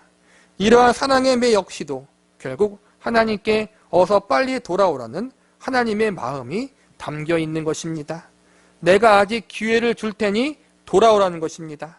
내가 아직 너희를 포기하지 않았으니 어서 뉘우치고 오라는 것입니다. 결국 오늘 하나님이 경고하신 징계의 말씀들은 하나님 백성들을 포기하지 않으시고 계속해서 기회를 주시는 하나님의 사랑의 마음, 그들을 기다리시는 인내와 자비와 긍휼의 마음이 담겨 있는 것입니다. 축복은 즉각적인데 심판과 징계는 점진적입니다. 그 이유는 결국 빨리 회개하도록 더 많은 회개의 기회를 주기 위한 하나님의 마음인 것입니다. 자녀가 잘못된 길로 갈 때 부모의 마음은 미어집니다. 더 잘못된 길을 가기 전에, 더 악한 길로 빠지기 전에 부모는 모든 수단과 방법을 동원해서 자식을 막아야 합니다. 그를 돌이켜야 합니다. 하나님이 지금 이스라엘 남유다 백성들에게 이 일을 진행하시는 것입니다. 더 악하게 되기 전에 그들을 돌이키게 하기 위해서 하나님께서 사랑의 매를 드시는 것입니다. 잘못된 길로 가는 자녀를 보는 부모의 마음도 아프지만 동시에 그 자녀를 사랑의 매로 때리는 부모의 마음도 고통스럽다는 사실을 아시기 바랍니다. 부모는 자녀 때문에 늘 편치 않습니다. 무자식이 상팔자라는 말이 맞는 것 같습니다. 그냥 말 안 들으면 자식 호적하고 포기해 버리는 것이 더 편할 수 있습니다. 그러나 하나님은 그렇게 하지 않으십니다. 하나님의 백성, 하나님의 자녀들을 결코 포기하지 않고 그들을 붙드십니다. 인간의 부모는 한계가 있어 자식이 잘못된 길을 가는 것을 막지 못할 때도 있고 돌이키게 못할 수도 있습니다. 그러나 하나님은 전능자이시기 때문에 불가능이 없으십니다. 될 때까지, 돌아올 때까지 그들을 붙드십니다. 안 되면 다리 몽둥이를 부러뜨리고서라도 잘못된 길에서 다시 돌이키도록 붙드십니다. 그러나 이 하나님의 사랑의 내 속에 방하는 우리보다 더 아파하시는 하나님의 눈물도 있다는 사실을 기억해야 합니다. 이 하나님의 열심, 이 하나님의 포기하지 않는 사랑, 이것이 오늘 본문에 나타난 하나님의 징계의 내용이요, 그 징계 속에 담긴 의미입니다. 오늘날 저와 여러분에게도 하나님은 동일하게 일하고 계십니다. 인간의 부모는 한계가 있어서 집 나간 자식을 기다릴 수밖에 없지만 전능자 하나님은 집 나간 자식을 강건하신 사랑으로 끌고 오십니다. 집 나간 탕자에게 가뭄을 허락하시고 주염 열매를 먹게 하시고 모든 상황과 환경을 그렇게 주장합니다. 집 나간 탕자를 돌아오게 하려고 자연을 움직이시고 사람을 움직이시고 모든 역사를 움직이시는 일을 하나님이 행하십니다. 그래서 마침내 하나님, 제가 잘못했습니다. 하나님의 품이 제일 좋습니다라고 회개하며 항복하고 돌아오게 하십니다. 이런 하나님이 바로 유엘 선지서에서 나오는 하나님이요, 저와 여러분의 하나님 되심을 믿으시기 바랍니다. 하나님의 사랑의 매는 우리를 유익해 하는 선한 매입니다. 하나님이 허락하신 연단은 우리를 바르게 하기 위한 사랑의 연단입니다. 자녀를 올바르게 세우려고 하는 선한 아버지의 열심입니다. 그러므로 더 고난 당하기 전에, 더 큰 사랑의 매를 맞기 전에 스스로 자진하여 하나님 앞에 설득되어지고 그 하나님의 사랑의 마음에 감사함으로 항복할 수 있는 저와 여러분이 되시기를 바랍니다. 요엘서 1장 5절에서부터 7절까지입니다. 명예를 버리시는 하나님. 지난 시간에는 하나님이 이스라엘의 남유다 백성들을 향하여 여러 가지 징계를 경고하시는 말씀을 공부했습니다. 하나님 백성들을 향한 하나님의 징계는 단순히 죄를 징벌하기 위한 심판적 차원에서 머무는 것이 아니라 이 징계를 통하여 회개하고 하나님께 돌아오도록 만드는 사랑의 매라고 할 수 있습니다. 하나님이 하나님 백성들에게 주시는 징계는 징계받기 이전의 모습, 하나님 안에서 하나님 말씀대로 순종하며 살았을 때가 얼마나 행복하고 복된 것인가를 알게 해주는 역할을 합니다. 결국 하나님의 징계는 하나님 백성들에게 회개의 기회를 주기 위한 사인이요, 빨리 돌아오라는 하나님의 메시지라고 할 수 있습니다. 더 혼나기 전에, 더 심한 고통과 고난 당하기 전에 하루라도 빨리 죄를 뉘우치고 돌아오라는 하나님 아버지의 사랑의 마음이요, 사랑의 열심인 것입니다. 하나님께서 징계를 주실 때에는 단계가 있습니다. 하나님 앞에 불순종하고 죄악의 길에 있는 하나님의 백성과 자녀들을 돌이키게 하기 위해서 하나님은 처음에는 약한 것에서부터 점점 강한 종류의 징계를 내리십니다. 이러한 징계의 단계가 있는 것은 그만큼 회개할 기회를 여러 번 주시는 하나님의 사랑의 마음이요, 더 심하게 매맞기 전에 어서 돌아오라는 사인임을 지난 시간에 배웠습니다. 그런데 그렇게 어서 돌아오라는 사인과 메시지를 주었음에도 불구하고 그것을 지속적으로 거절하면 어떻게 되겠습니까? 결국 최후의 징계, 가장 아프고 고통스러운 매를 맞을 수밖에 없습니다. 이스라엘 백성들에게 있어서 가장 큰 징계, 가장 큰 매는 이방 민족에 의해서 침략당하고 멸망당하는 징계였습니다. 그들이 고향 땅에서 쫓겨나는 것이 하나님이 내리시는 가장 큰 징계의 벌이었습니다. 하나님은 오늘 본문에서 하나님 백성들을 향한 가장 큰 징계를 언급하고 계십니다. 앞서 지금 그들이 경험하고 있는 메뚜기와 가뭄의 징계에서도 죄를 깨닫지 못하고 회개하지 않으면 결국에는 이방 민족을 매로 사용하여 더욱 엄중하게 혼내신다는 경고의 내용이 오늘 본문의 주요 내용입니다. 본문 6절을 보시기 바랍니다. 다른 한 민족이 내 땅에 올라왔음이로다. 그들은 강하고 수가 많으며 그 이빨은 사자의 이빨 같고 그 어금니는 암사자의 어금니 같도다. 6절에 보면 다른 한 민족이 올라왔다고 나와 있는데 이 민족은 바벨론을 지칭한다고 볼 수 있습니다. 역사적으로 남유다 왕국은 나중에 바벨론 제국에 의해서 멸망당하게 됩니다. 하나님이 이스라엘 백성들에게 징계를 내리는 가장 큰 이유는 그들이 타락과 부패했기 때문입니다. 제일 큰 타락과 부패는 하나님을 떠나 우상을 숭배하는 것이고 우상 숭배의 문화를 따르다 보니 도덕적, 윤리적, 성적인 타락이 자연스럽게 따라오게 되었습니다. 하나님을 떠나서 하나님 말씀 지키기를 거부하며 살았던 이러한 죄악들이 이스라엘 백성들이 징계받은 가장 큰 이유였습니다. 이와 더불어서 이스라엘 백성들이 타락과 부패의 중심에는 하나님이 맡겨주신 것을 제대로 관리하지 못한 잘못과 하나님이 주인 되시는 삶을 거절하는 죄악된 삶의 양식이 자리 잡고 있었습니다. 과거 이스라엘 백성들의 잘못이 우리의 잘못이 될 수 있다는 사실에 우리는 경각심을 가져야 합니다. 우리는 오늘 본문 말씀을 통해서 이스라엘 남유다 백성들의 죄악들에 대해서 살펴보므로 오늘을 살아가는 저와 여러분이 조심해야 할 것과 경계해야 할 부분들은 무엇인지 알아보는 시간을 가져보도록 하겠습니다. 첫 번째로 남유다 백성들은 우상 숭배의 죄악에 빠져 있었습니다. 요엘 선지서에서는 남유다 백성들의 우상 숭배 범죄에 대한 구체적인 언급이 나와 있지 않습니다. 그러나 우리는 이스라엘 민족의 역사를 통해서 다른 성경 말씀에 기록된 내용들을 통해서 이스라엘 백성들이 얼마나 우상 숭배의 죄에 깊이 빠져 있었는지 알 수 있습니다. 요엘 선지자가 활동했던 시기에 남유다 왕국은 요아스라는 믿음의 왕이 다스렸다고 앞서서 말씀드렸습니다. 그의 할아버지는 여호람 왕이었고 그의 아버지는 아하시야 왕이었습니다. 이 두 왕 모두 하나님이 아니라 우상 숭배를 장래했던 악한 왕이었습니다. 그러나 다행히도 요아스 왕은 선대 왕의 악한 행동을 따르지 않고 하나님을 믿는 신앙을 가지고 나라를 개혁하는 데 힘을 씁니다.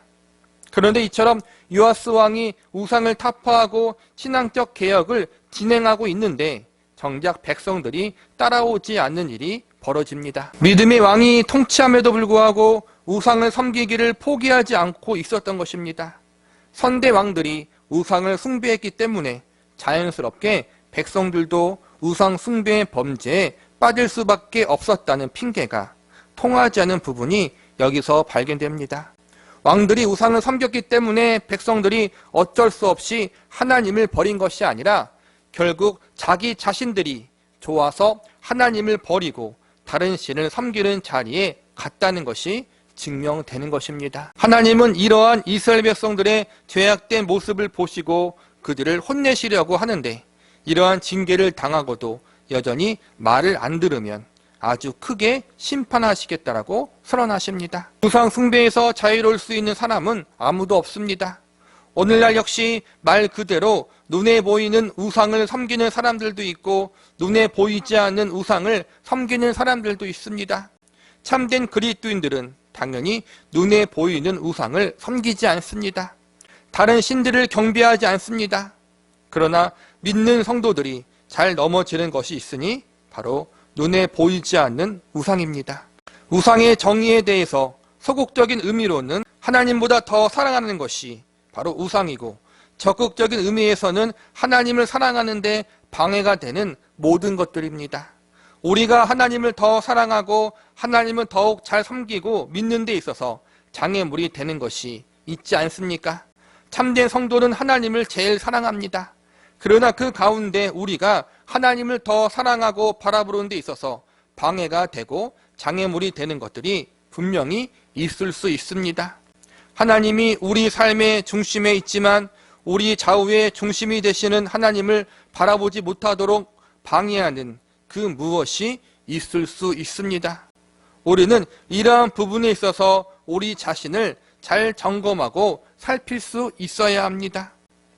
두 번째, 남유다 백성들은 인생을 낭비하는 죄악에 빠져 있었습니다.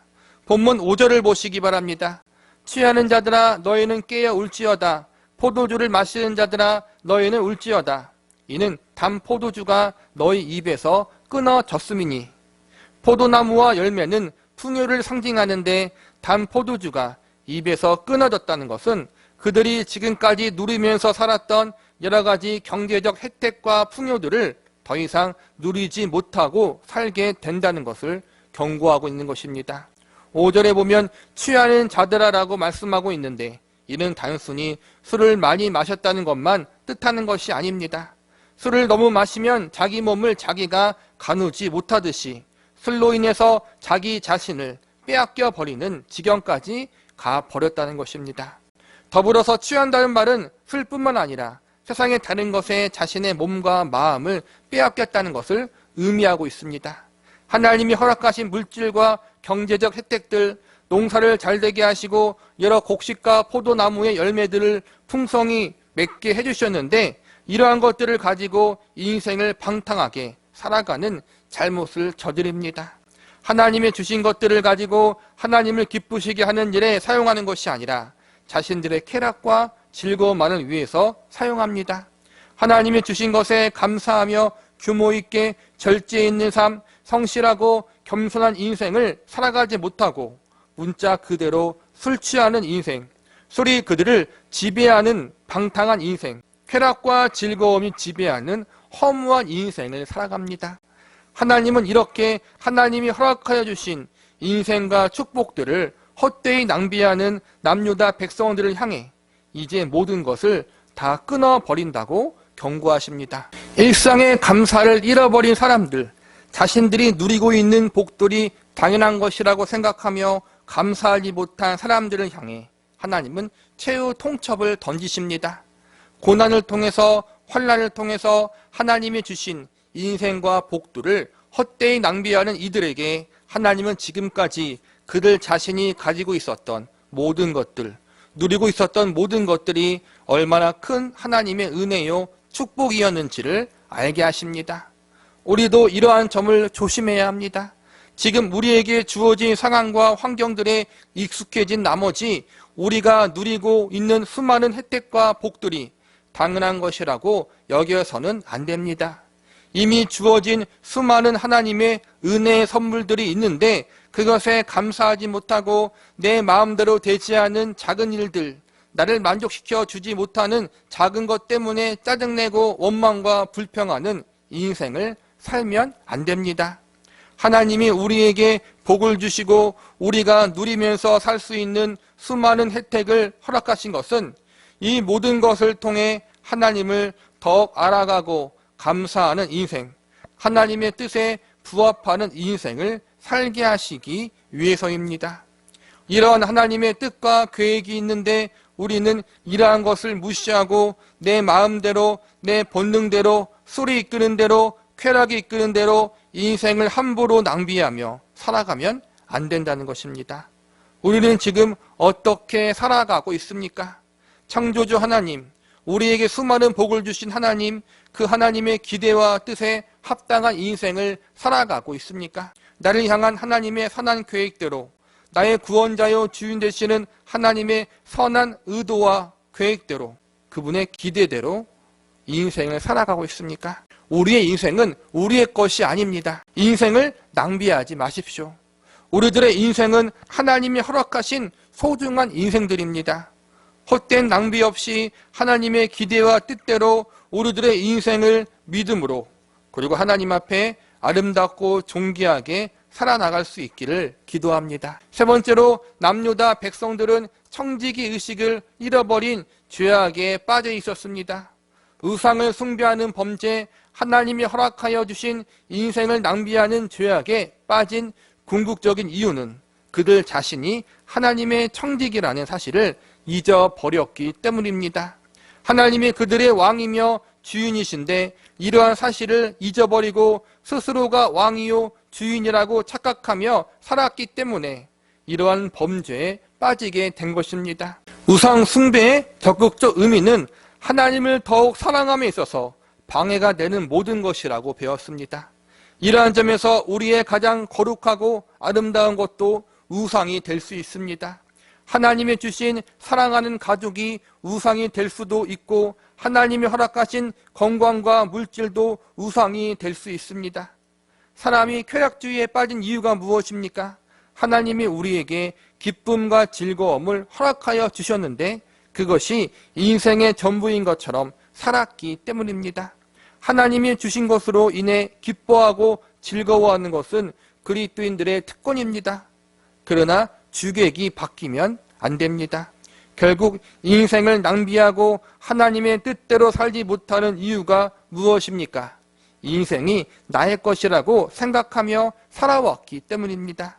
하나님이 우리에게 선물로 주시고 필요했기 때문에 누리고 살라고 허락하신 것들을 우리가 잘못 관리하고 사용했기 때문에 그것들이 우상이 되는 것입니다.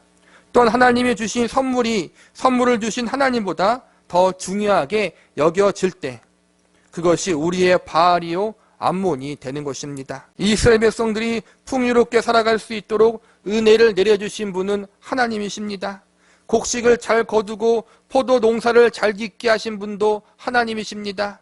부족함이 없이 잘 먹고 잘 살 수 있도록 주관하신 분, 풍년을 허락하심으로 기뻐하고 즐거워하며 생활할 수 있도록 역사하신 분이 바로 하나님이십니다. 그런데 어느 한순간부터 하나님이 우리에게 주신 선물들이 내 인생의 가장 중심에 자리 잡기 시작합니다. 나에게 선물을 주신 하나님 바라보기보다는 하나님이 주신 선물에 마음이 가고 시선이 가기 시작합니다. 그 선물들이 나에게 점점 더 소중한 존재가 되기 시작합니다. 하나님을 위해서 사용하라고 주신 것들을 이제는 나만을 위해 사용하는 잘못의 자리까지 가게 됩니다. 하나님이 주신 것을 가지고 하나님이 기뻐하신 뜻을 위해 사용하지 않고 나의 만족과 나의 쾌락을 위해 인생을 살아갑니다. 이것이 바로 당시 이스라엘 백성들, 남유다 사람들이 저지른 죄악들이었습니다. 본문 6절과 7절을 다시 보시기 바랍니다. 다른 한 민족이 내 땅에 올라왔음이로다. 그들이 강하고 수가 많으며 그 이빨은 사자의 이빨 같고 그 어금니는 암사자의 어금니 같도다. 그들이 내 포도나무를 멸하며 내 무화과 나무를 긁어 말갛게 벗겨서 버리니 그 모든 가지가 하얗게 되었도다. 6절에 보면 하나님이 내 땅이라고 말씀하시고 7절에 보면 내 포도주, 내 무화과 나무라고 나와 있습니다. 이 말씀은 지금 이스라엘 백성들이 몸담고 살아가고 있는 가나안 땅이 하나님의 땅이라는 것입니다. 지금 이스라엘 백성들이 살기 위해서 먹는 포도와 무화과 나무도 하나님의 것이라는 것입니다. 모든 것이 다 하나님의 것입니다. 이스라엘 백성들은 잠시 하나님이 맡겨주신 것을 잘 관리하고 살아가는 청지기들입니다. 자신의 것이 아니라 모두가 하나님의 것이고 그들은 하나님의 것을 잠시 맡아 관리하는 사람들입니다. 땅도 집도 음식도 옷도 건강도 가족도 물질도 모두가 하나님이 잘 관리하라고 맡겨주신 하나님의 것입니다. 그런데 그들은 하나님이 주신 것을 가지고 자신들의 기쁨과 즐거움을 위해서만 사용했습니다. 우상 숭배에 바치고 나의 쾌락을 위해서 나의 기쁨과 즐거움만을 위해서 사용합니다. 이 모든 것을 준비하고 주신 하나님이 아니라 하나님이 주신 선물에 더 많은 마음을 빼앗기고 있었던 것입니다. 하나님이 기뻐하시는 것을 위해서가 아니라 나만을 기쁘게 하는 일을 위해 함부로 사용했습니다. 어느 순간부터 하나님이 아니라 스스로가 주인 되었고 하나님께 맡겨주신 것을 원래부터 내 것처럼 함부로 낭비하는 인생을 살아가고 있었던 것입니다. 결국 모든 것이 내 것이라고 생각하며 살아왔기에 하나님 앞에 죄악된 인생을 살게 되는 것입니다. 그래서 하나님이 어떻게 하십니까? 본문 11절을 보시기 바랍니다. 농부들아 너희는 부끄러워할지어다. 포도원을 가꾸는 자들아 곡할지어다. 이는 밀과 보리 때문이라. 밭의 소산이 다 없어졌음이로라. 여기서 보니까 하나님이 부끄럽게 만드신다라고 선언하십니다. 소산이 다 없어지게 하신다는 말씀을 주셨던 것을, 소산이 다 없어지게 하신다는 말씀은 주셨던 것을 도로 회수해 가신다는 것입니다. 이어지는 12절을 보시기 바랍니다. 포도나무가 시들었고 무화과가 말랐으며 석류나무와 대추나무와 사과나무와 밭의 모든 나무가 다 시들었으니 이러므로 사람의 즐거움이 말랐도다. 포도나무, 무화과나무 모든 것이 다 하나님의 것임을 말씀드렸습니다. 그런데 12절에 보면 그러한 것들이 모두 시들었고 말랐다고 나와 있습니다. 이 말씀은 하나님이 주신 것을 함부로 사용했기에 하나님이 맡겨주신 것을 도로 가져가신다는 것입니다. 잘못된 즐거움을 추구했기 때문에 그 즐거움을 가져가신다는 것입니다. 하나님이 주신 것을 함부로 사용했기에 더 이상 그러지 못하도록 모두 가져가신다는 것입니다. 하나님께서 주신 은혜를 올바르게 사용하지 않으면 결국 모두 가져가신다는 것입니다. 우리도 조심해야 합니다. 우리는 청직입니다. 주인 행세를 하면 안 됩니다. 하나님이 우리에게 맡겨주신 것을 믿음으로 지혜롭게 잘 관리해야 합니다. 규모 있고 절제 있게 하나님이 기뻐하시는 뜻대로 사용하고 관리해야 합니다. 안 그러면 내 삶 가운데 메뚜기 떼와 같은 고난이, 내 인생 가운데 메마른 가뭄 같은 환난이 닥칠 수 있습니다.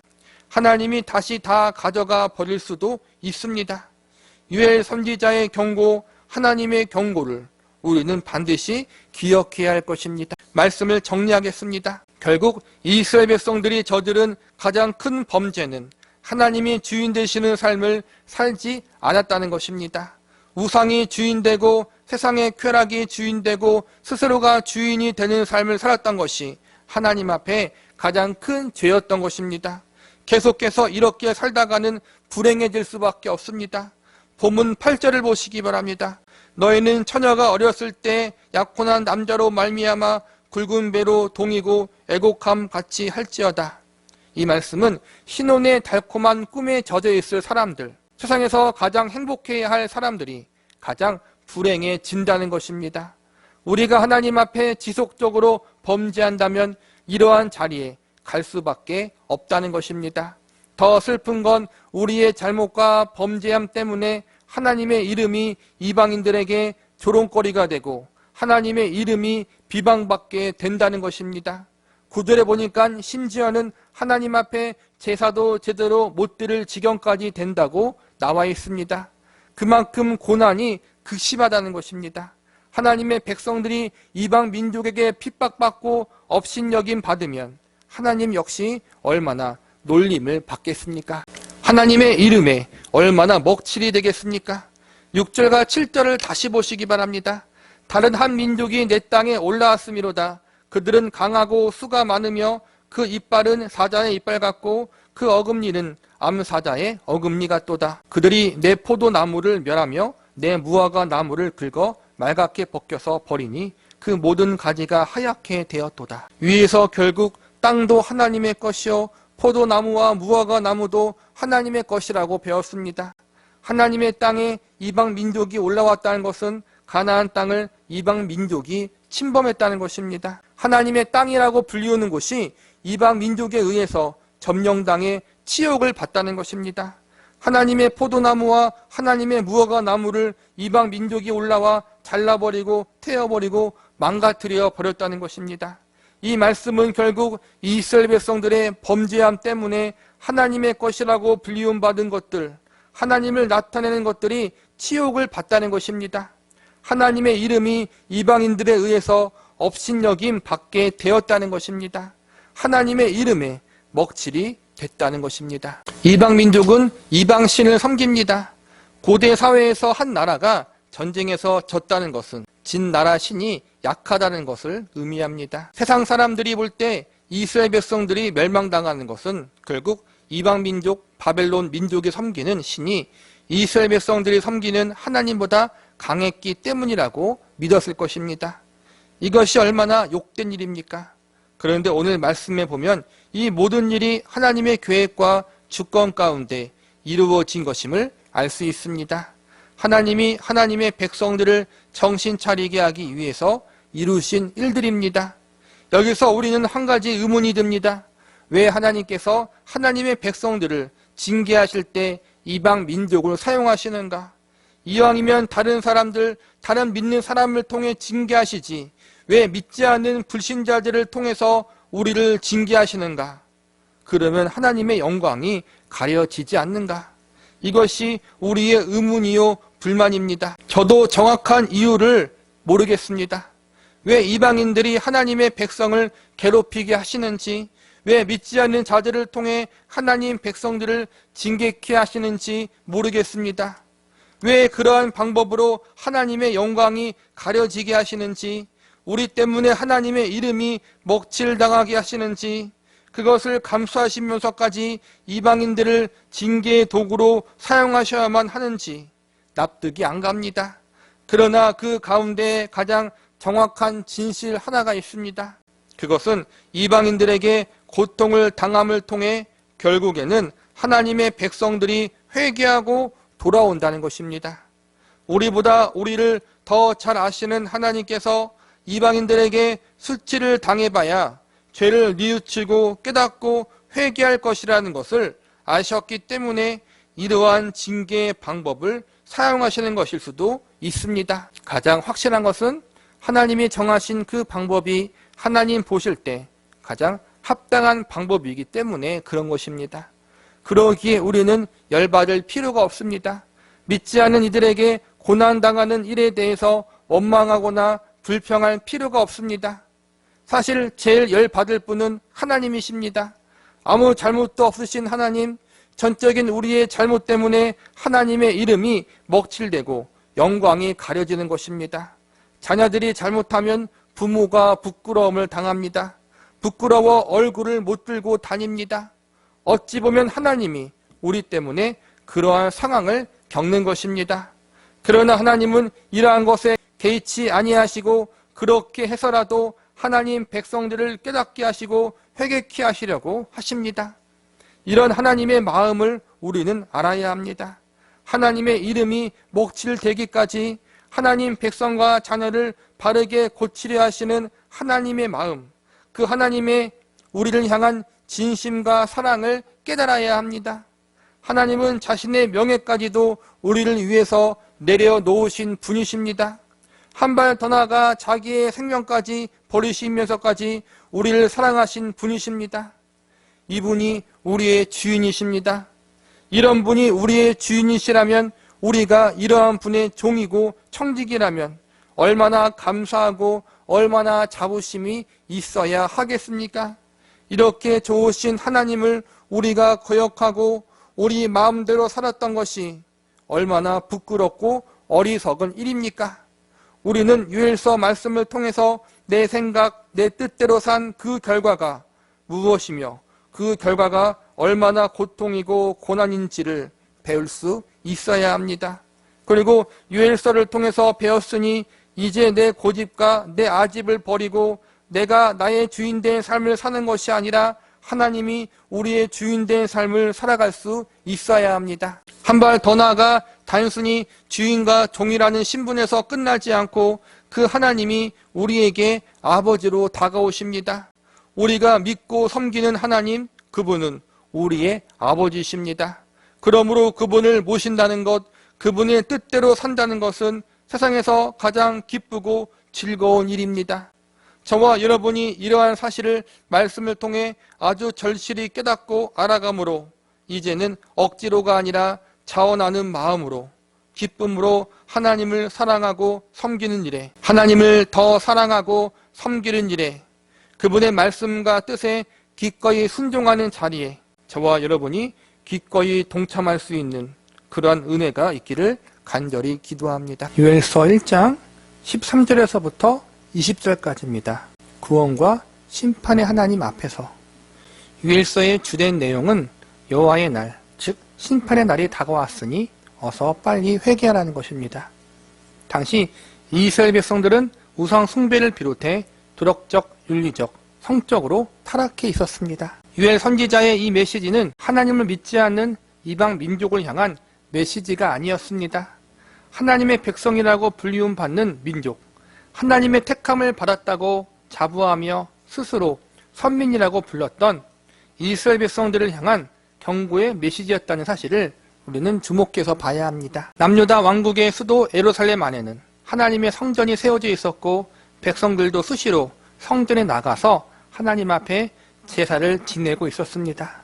이렇게 겉으로는 하나님을 섬기는 민족처럼 보였지만 그 속을 들여다보면 하나님의 백성으로서는 해서는 안 되는 더럽고 추한 죄악들을 서슴없이 행하고 있던 것이 현실이었습니다. 그래서 하나님은 요엘 선지자를 보내어 지금 경험하고 있는 메뚜기 때의 재난과 가뭄과 기근으로 인해 고통당하는 일들이 결국 그들이 하나님 앞에 범죄이기 때문에 당하는 고통이고 죄를 뉘우치고 회개하라는 하나님의 경고라는 사실을 알려주십니다. 하나님이 경고하셨다는 것은 두 가지 의미가 있습니다. 하나는 경고의 메시지를 듣고 회개하면 용서해 주신다는 것이고, 또 하나는 회개를 거절하면 그에 합당한 징계와 심판을 내리신다는 것입니다. 요엘서 전체적인 내용이 바로 이것입니다. 경고의 말씀을 들음으로 하나님의 엄중한 심판을 면할 것인가, 아니면 거절하여 결국에는 더 큰 형벌을 받을 것인가. 하나님께서는 이스라엘 백성들을 향해 선택의 기회를 주십니다. 결국 하나님 앞에 복종하는 삶을 살 것인가, 그렇지 않고 자기들 마음대로 살 것인가를 선택하라는 것입니다. 하나님은 앞뒤 안 가리고 무조건 회개하라, 아무 말 하지 말고 그냥 나에게 돌아오라, 이렇게 막무가내로 말씀하지 않으셨습니다. 하나님은 이스라엘 백성들을 향하여 충분히 왜 하나님의 말씀을 들어야 하는지, 왜 죄를 뉘우치고 돌아와야 하는지, 왜 하나님 앞에 복종하는 삶, 순종하는 삶을 살아야 하는지 하나하나 상세히 알려주신 다음 그들에게 선택하라고 기회를 주신 것입니다. 우리는 오늘 말씀을 통해서 이스라엘 백성들이 왜 하나님의 말씀을 들어야 하는지, 또한 저와 여러분이 왜 하나님 앞에 복종과 순종의 삶을 살아야 하는지에 대하여 알아보도록 하겠습니다. 이스라엘 백성들이 하나님 말씀을 들어야 하는 첫 번째 이유는 지금의 징계가 하나님께로부터 온 징계이기 때문입니다. 유엘서를 공부하면서 지속적으로 명심해야 할 것은 지금 이스라엘 백성들이 당하는 고난은 하나님께로부터 온 징계라는 것입니다. 지금 이스라엘 백성들은 메뚜기 떼로 인하여 농사를 크게 망치고 말았습니다. 엎친 데 덮친 격으로 가뭄과 기근이 와서 얼마 남지 않은 곡식들이 모두 메말라 가고 있었습니다. 본문 16절을 보시기 바랍니다. 먹을 것이 우리 눈앞에 끊어지지 아니하였느냐. 기쁨과 즐거움이 우리 하나님의 성전에서 끊어지지 아니하였느냐.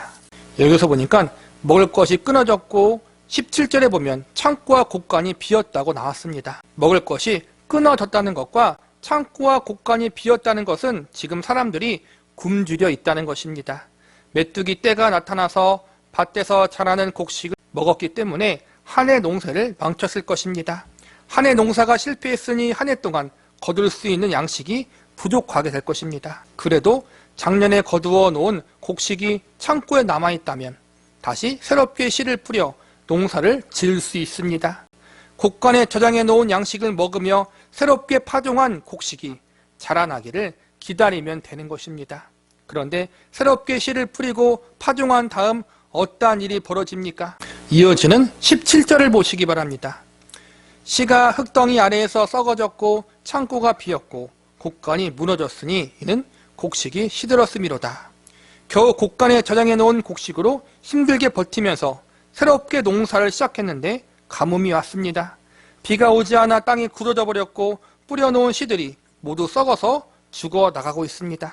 메뚜기떼로 1년 농사를 망쳤고 가뭄으로 인해서 2년째 되는 농사도 망쳐버린 것입니다. 가뭄이 얼마나 계속되었는지 알 수 없지만 한시적인 가뭄은 아니었을 것입니다. 왜냐하면 17절에 보니까 결국 창고와 곡간이 비었다고 나와 있기 때문입니다. 메뚜기 떼는 단회적인 현상일 수 있습니다. 시간이 지나고 계절이 지나면 메뚜기 떼는 사라집니다. 그런데 가뭄은 지속적인 현상입니다.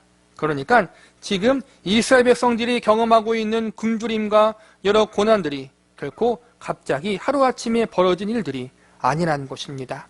지속적으로 오랫동안 농사를 망칠 수밖에 없는 환경적 요인들이 그들 가운데 일어나고 있었던 것입니다. 그리고 이러한 사건들은 결코 우연이 아니라 이스라엘 백성들의 범죄함 때문이라는 사실을 유엘 선지자가 알려주고 있는 것입니다. 지금 당하는 고난과 고통들, 이 모든 것은 하나님 앞에 범죄했기 때문이다. 구약의 율법을 보면 하나님의 백성들이 하나님을 거역할 때 당하는 징계 중에 메뚜기 떼의 재해와 가뭄과 기근의 현상이 포함되어 있습니다.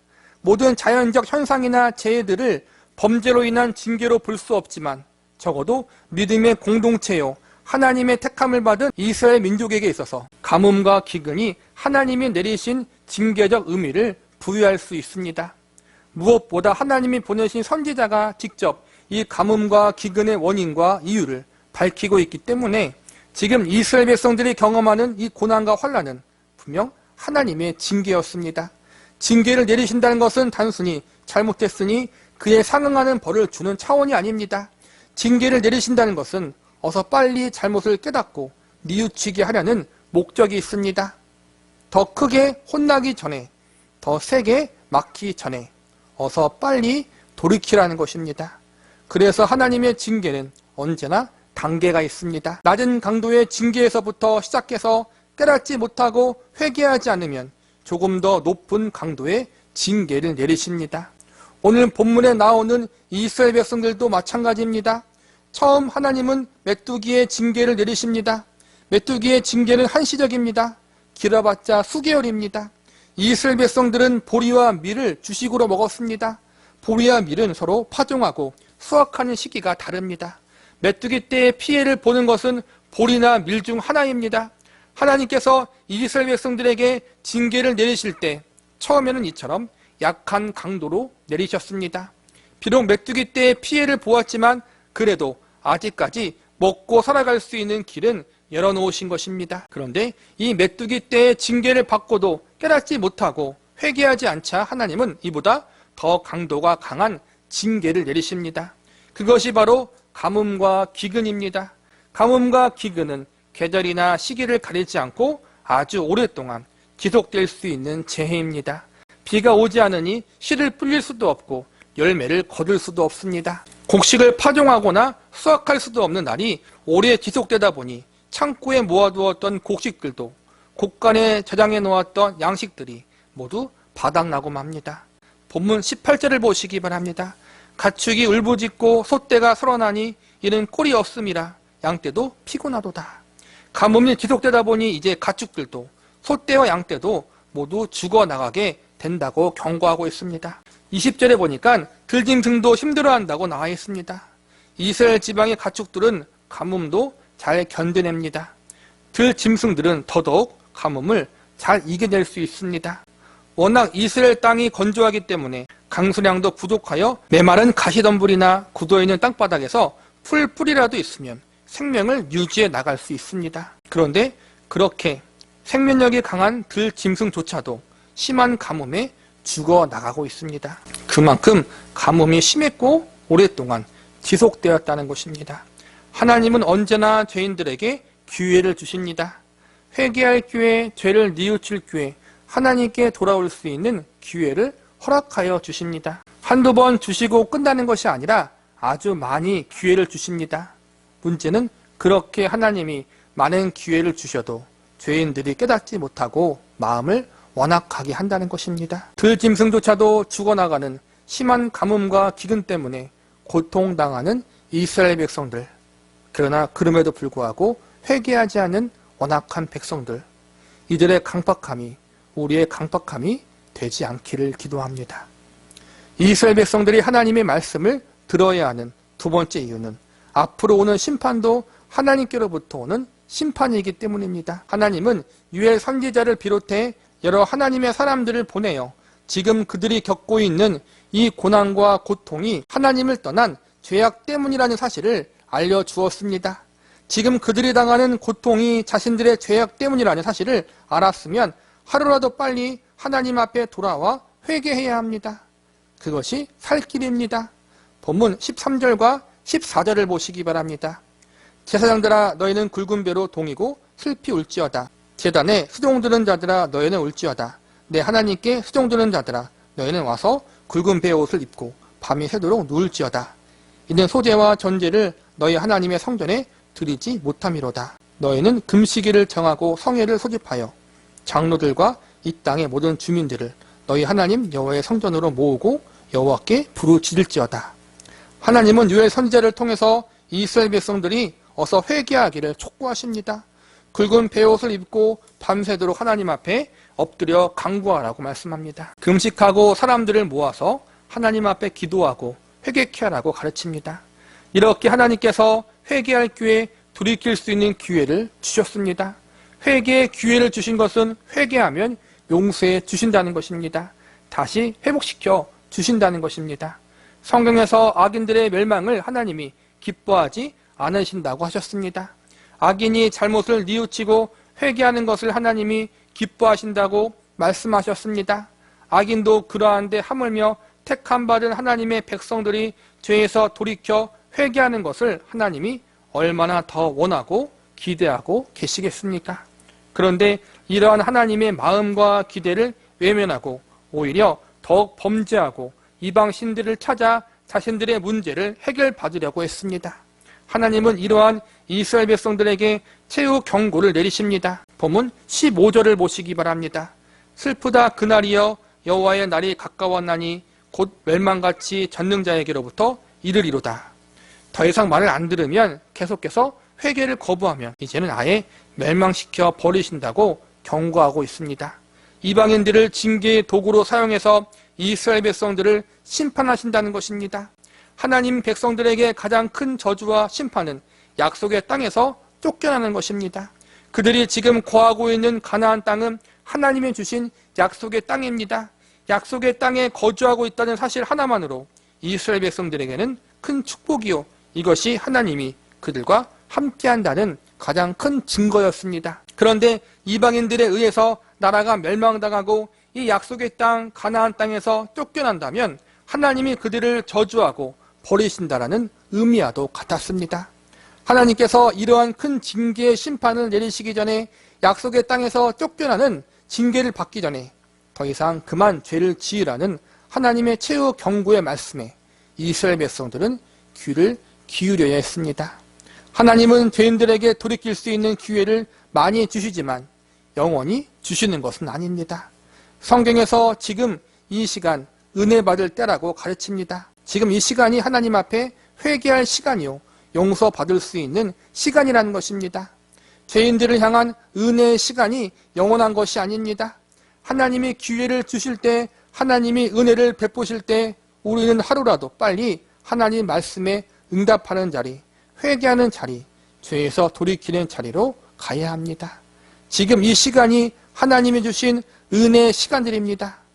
이스라엘 백성들처럼 하나님이 주시는 은혜의 시간들을 외면하거나 놓치지 않기를 바랍니다. 이스라엘 백성들이 하나님 말씀을 들어야 하는 세 번째 이유는 돌이켜 회개하면 오게 될 구원과 회복도 하나님께로부터 오기 때문입니다. 이스라엘 백성들의 회복에 대한 약속은 요엘서 2장부터 등장합니다. 요엘서 2장 13절과 14절을 보시기 바랍니다. 너희는 옷을 찢지 말고 마음을 찢고 너희 하나님 여호와께로 돌아올지어다. 그는 은혜로우시며 자비로우시며 노하기를 더디하시며 인애가 크시사 뜻을 돌이켜 재앙을 내리지 아니하시나니 주께서 혹시 마음과 뜻을 돌이키시고 그 뒤에 복을 내리사 너희 하나님 여호와께 소제와 전제를 드리게 하지 아니하실는지 누가 알겠느냐. 여기서 보니까 회개하면 하나님이 재앙을 거두어 가시고 마음과 뜻을 돌이킨다고 말씀하고 있습니다. 그리고 이어지는 말씀을 계속 보면 다시 회복케 하여 주신다는 약속을 하고 있음을 발견할 수 있습니다. 하나님은 징계하시고 심판만 하시는 무서운 분이 아니십니다. 우리는 많은 부분 하나님을 무서운 분, 두려운 분, 우리의 죄악을 낱낱이 살피고 세세하게 감사함으로 죄가 발견되면 벌 주시는 엄격한 분으로만 아는 경향이 있습니다. 그러나 하나님은 벌을 위한 벌, 징계를 위한 징계를 내리시는 분이 아니십니다. 하나님의 징계는 언제나 사랑하는 그의 백성들을 바른 길로 인도하기 위한 사랑의 징계라는 사실을 우리는 알고 있어야 합니다. 부모가 잘못된 길로 가는 자녀를 훈계하듯이 하나님 아버지는 당신의 백성과 자녀들을 그렇게 사랑으로 훈계하십니다. 어그러진 길에서 돌이켜 올바른 길로 걸어갈 수 있도록 사랑의 지도를 하는 것입니다. 하나님 백성과 자녀를 향한 하나님의 뜻은 언제나 사랑입니다. 죄악된 길로, 잘못된 길로, 사망의 길로 가는 하나님의 백성과 자녀들을 고치시기 위해서 포기하지 않으시는 하나님의 사랑 앞에 우리는 순종과 복종으로 응답해야 할 것입니다. 그러면 하나님이 구원시켜 주시고 하나님이 회복시켜 주실 것을 믿으시기 바랍니다. 말씀을 마무리하겠습니다. 오늘 본문의 결론은 어서 하나님 앞에 회개하라는 것입니다. 회개를 촉구하시는 하나님은 세상을 주관하시는 창조주 하나님, 죄인들을 징계하시고 심판하시는 전능자 하나님이십니다. 그리고 회개하는 자를 용서해 주시고 받아주시는 구원의 하나님이시기도 합니다. 징계와 심판의 주체가 하나님이시며 동시에 구원의 주체도 하나님이십니다. 결국 이스라엘 백성들이 의지하고 바라봐야 할 유일한 분은 하나님 한 분밖에 없다는 것입니다. 오늘날 이 말씀은 동일하게 적용됩니다. 우리가 믿고 의지해야 할 분은 하나님 한 분밖에 없습니다. 그 하나님이 이 세상을 주관하시고 다스리시고 계십니다. 그분은 죄인들을 심판하시되 회개하는 자를 넉넉히 용서해 주시고 받아주시는 자비와 긍휼의 하나님이십니다. 하지만 회개를 거절하는 자에게는 엄중한 최후 심판을 내리시는 정의와 공의의 하나님이십니다. 우리는 심판의 하나님 앞에 서야 할 것인지 아니면 자비와 긍휼의 하나님 앞에 서야 할 것인지를 선택해야 합니다. 회개란 크게 두 가지가 있습니다. 하나는 하나님을 모르고 살았던 자들, 불신자들이 하나님 앞에 회개하며 예수님을 영접함으로 하나님을 믿는 믿음의 자리로 돌아오는 것입니다. 누구나 하나님 앞에 죄인입니다. 예외는 없습니다. 성경은 모든 인간이 다 하나님 앞에 범죄했다라고 선언하고 있습니다. 우리가 죄인이라는 사실을 겸손히 인정하고 하나님의 계획하시고 정해놓으신 유일한 구원의 길, 예수 그리스도를 구세주로 믿고 영접함으로 얻어지는 죄용서의 은혜, 이것을 우리는 구원이라고 부릅니다. 제일 중요한 것은 구원을 위한 회개가 사람들에게 필요합니다. 그 다음 회개는 이미 예수님을 믿는 하나님의 백성들이 하나님 백성답게 살지 못한 죄를 회개하는 것입니다. 저와 여러분이 여기에 해당되는 사람들입니다. 예수님을 믿었다고 모든 것이 끝나는 것이 아닙니다. 신분상으로만 하나님의 백성과 자녀가 되는 것이 성도가 추구해야 할 최종 목적지가 아니라는 것입니다. 하나님의 백성과 자녀로 분리움 받았지만 우리는 우리의 삶 가운데 하나님 보시기에 합당하지 않은 부분들이 분명히 있습니다. 적극적인 의미에서 또는 소극적인 의미에서 말씀에 순종하지 못한 부분들이 분명히 있습니다. 성도들에게 있어서 죄란 사람들에게 큰 피해를 입히거나 도덕적 윤리적인 범죄를 저지른 것만이 아닙니다. 하나님 보시기에 합당하지 않은 모든 것, 말씀의 기준에서 벗어난 모든 것이 죄입니다. 아무도 여기에서 자유로울 수 없습니다. 믿음이 성숙해질수록 죄에 대하여 민감해집니다. 우리의 손바닥을 맨눈으로 보는 것과 돋보기로 보는 것과 현미경으로 보는 것에는 분명히 차이가 있습니다. 맨눈으로 볼 때는 깨끗하게 보이지만 돋보기로 보면 깨끗하지 않은 부분이 보일 수 있습니다. 현미경으로 보면 모든 것이 더럽게 보이게 될 것입니다. 이처럼 성도는 믿음이 성숙해질수록 죄에 대해서 이러한 자세와 태도를 가지기 때문에 믿음이 성숙하고 깊어질수록 죄에 대하여 더욱 민감해지고 말씀의 기준 앞에 깨끗하지 못한 우리의 거룩하지 못한 모습 때문에 힘들어할 수밖에 없습니다. 그러나 이것이 중요합니다. 우리가 절대로 이 땅에서 완전한 거룩과 성화를 이룰 수는 없지만 그럼에도 불구하고 하나님의 말씀이요 뜻이기 때문에 거룩하게 살기 위해서 말씀에 순종하는 삶을 살기 위해서 최선을 다해 힘쓰고 애쓰는 삶을 살아야 합니다. 이것이 성도의 성화의 과정인 것입니다. 우리에게는 죄에 대한 민감성을 가져야 하고 동시에 죄에 대하여 완전히 자유로울 수 없는 우리의 연약한 모습이 있음을 명심해야 합니다. 그리고 이러한 현실 속에서 늘 하나님의 도우심과 은혜를 의지하며 그 안에서 최선을 다할 수 있는 겸손한 자리에 서 있어야 합니다. 본문 13절을 보시기 바랍니다. 제사장들아 너희는 굵은 배로 동이고 슬피 울지어다. 제단에 수종드는 자들아 너희는 울지어다. 내 하나님께 수종드는 자들아 너희는 와서 굵은 배옷을 입고 밤이 새도록 누울지어다. 이는 소제와 전제를 너희 하나님의 성전에 드리지 못함이로다. 여기서 보면 종교적 지도자인 제사장들이 먼저 앞장서서 회개해야 한다라고 나와 있습니다. 유엘서를 보면 모든 계층의 사람들에게 회개할 것을 선포합니다. 1장에서도 보면 늙은 자들, 자녀들, 후세들, 농부들, 제단에서 수종드는 자들, 제사장들 같이 사회적 각양 각 계층의 사람들을 언급하며 그들이 하나님 앞에 회개할 것을 촉구하십니다. 그런데 이 회개의 운동의 가장 중심이 되어야 할 사람이 바로 제사장임을 강조하고 있습니다. 오늘날로 말하자면 목회자와 사역자들이 중심이 되어 회개 운동을 잘 이끌어야 한다는 것입니다. 한 발 더 나아가 이 말씀은 단순히 사역자들에게만 해당되는 것이 아니라 먼저 믿은 하나님의 백성들이 먼저 깨달은 주의 성도들이 하나님 앞에 나와 회개의 자리로 나와야 한다고 볼 수 있습니다. 본문 14절을 보시기 바랍니다. 너희는 금식일을 정하고 성회를 소집하여 장로들과 이 땅의 모든 주민들을 너희 하나님 여호와의 성전으로 모으고 여호와께 부르짖을지어다. 민족적으로 모든 백성들이 다 나와 하나님 앞에 회개하라는 것입니다. 그 당시 이스라엘 민족은 믿음의 백성들이기 때문에 문자 그대로 모든 백성들이 나와 하나님 앞에 회개해야 했습니다. 그러나 오늘날 우리 민족, 우리 사회는 믿음의 나라가 아닙니다. 궁극적으로 모든 사람이 하나님 앞에 나와 회개하는 자리로 와야 하지만 현실적으로 그러는 것은 불가능합니다. 믿음의 백성이었던 이스라엘 백성들도 모두 온전히 회개하지 못했는데 오늘날 우리나라와 사회가 그렇게 되는 것은 사실상 불가능합니다. 그래서 이 말씀을 오늘날 우리에게 적용하기 위해서는 먼저 믿은 그리스도인들이 하나님 앞에 나아가야 한다는 말씀으로 받아들일 수 있습니다.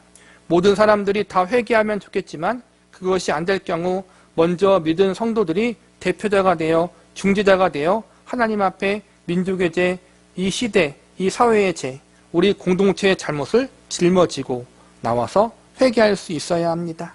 이것이 먼저 믿는 그리스도인들에게 주어진 책임입니다.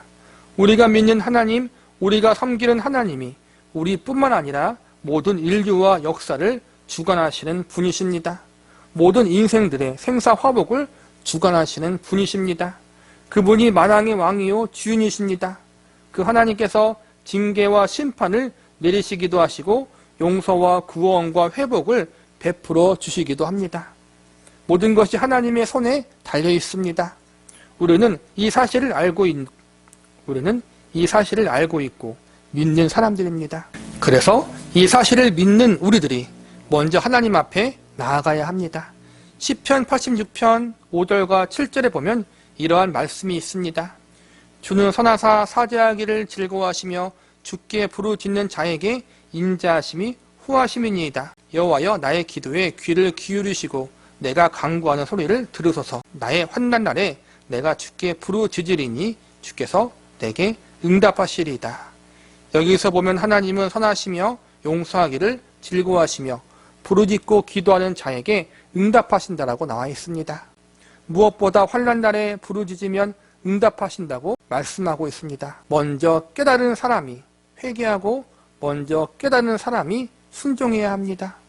우리는 먼저 믿고 깨달은 자로서 우리나라와 민족, 사회, 공동체를 위해서 하나님께 부르짖고 간구해야 합니다. 우리는 하나님이 창조주요, 구원자요, 전능자라는 사실을 알지만 저들은 알지 못합니다. 먼저 아는 우리들, 먼저 믿는 우리들, 먼저 용서하며 은혜를 받은 우리들이 먼저 죄악의 심판과 징계와 영원한 저주로부터 구원받은 우리들이 하나님 앞에 나아가 회개해야 하는 것입니다. 죄악의 도시 소돔과 고모라에 그 도시의 죄악을 위해 기도할 의인 10명이 없어서 멸망당했던 뼈아픈 과거, 예루살렘의 죄악, 이스라엘 민족의 죄악을 회개하며 하나님의 진노의 심판을 막아설 기도의 사람이 부족하여 결국 나라가 멸망당했던 뼈아픈 역사적 사건 앞에서 우리는 이 멸망을 막아설 수 있는 기도의 사람, 하나님의 진노를 막아설 회개의 사람이 될 수 있어야 할 것입니다. 하나님이 우리 민족과 사회를, 우리의 공동체를 긍휼히 여겨주시기를, 죄인 되었던 우리를 은혜 가운데 구원하시고 용납해 주셨던 것처럼 우리 민족과 공동체에 다시 한번 기회를 달라고, 자비를 달라고 기도할 수 있는 저와 여러분이 되시기를 바랍니다. 그러므로 먼저 믿는 우리의 기도를 통해, 우리의 회개를 통해, 우리의 부르짖음을 통해 우리나라와 사회와 우리 공동체가, 우리 교회와 가정이 새롭게 회복되어지는 회복의 은혜가 있기를 간절히 기도합니다.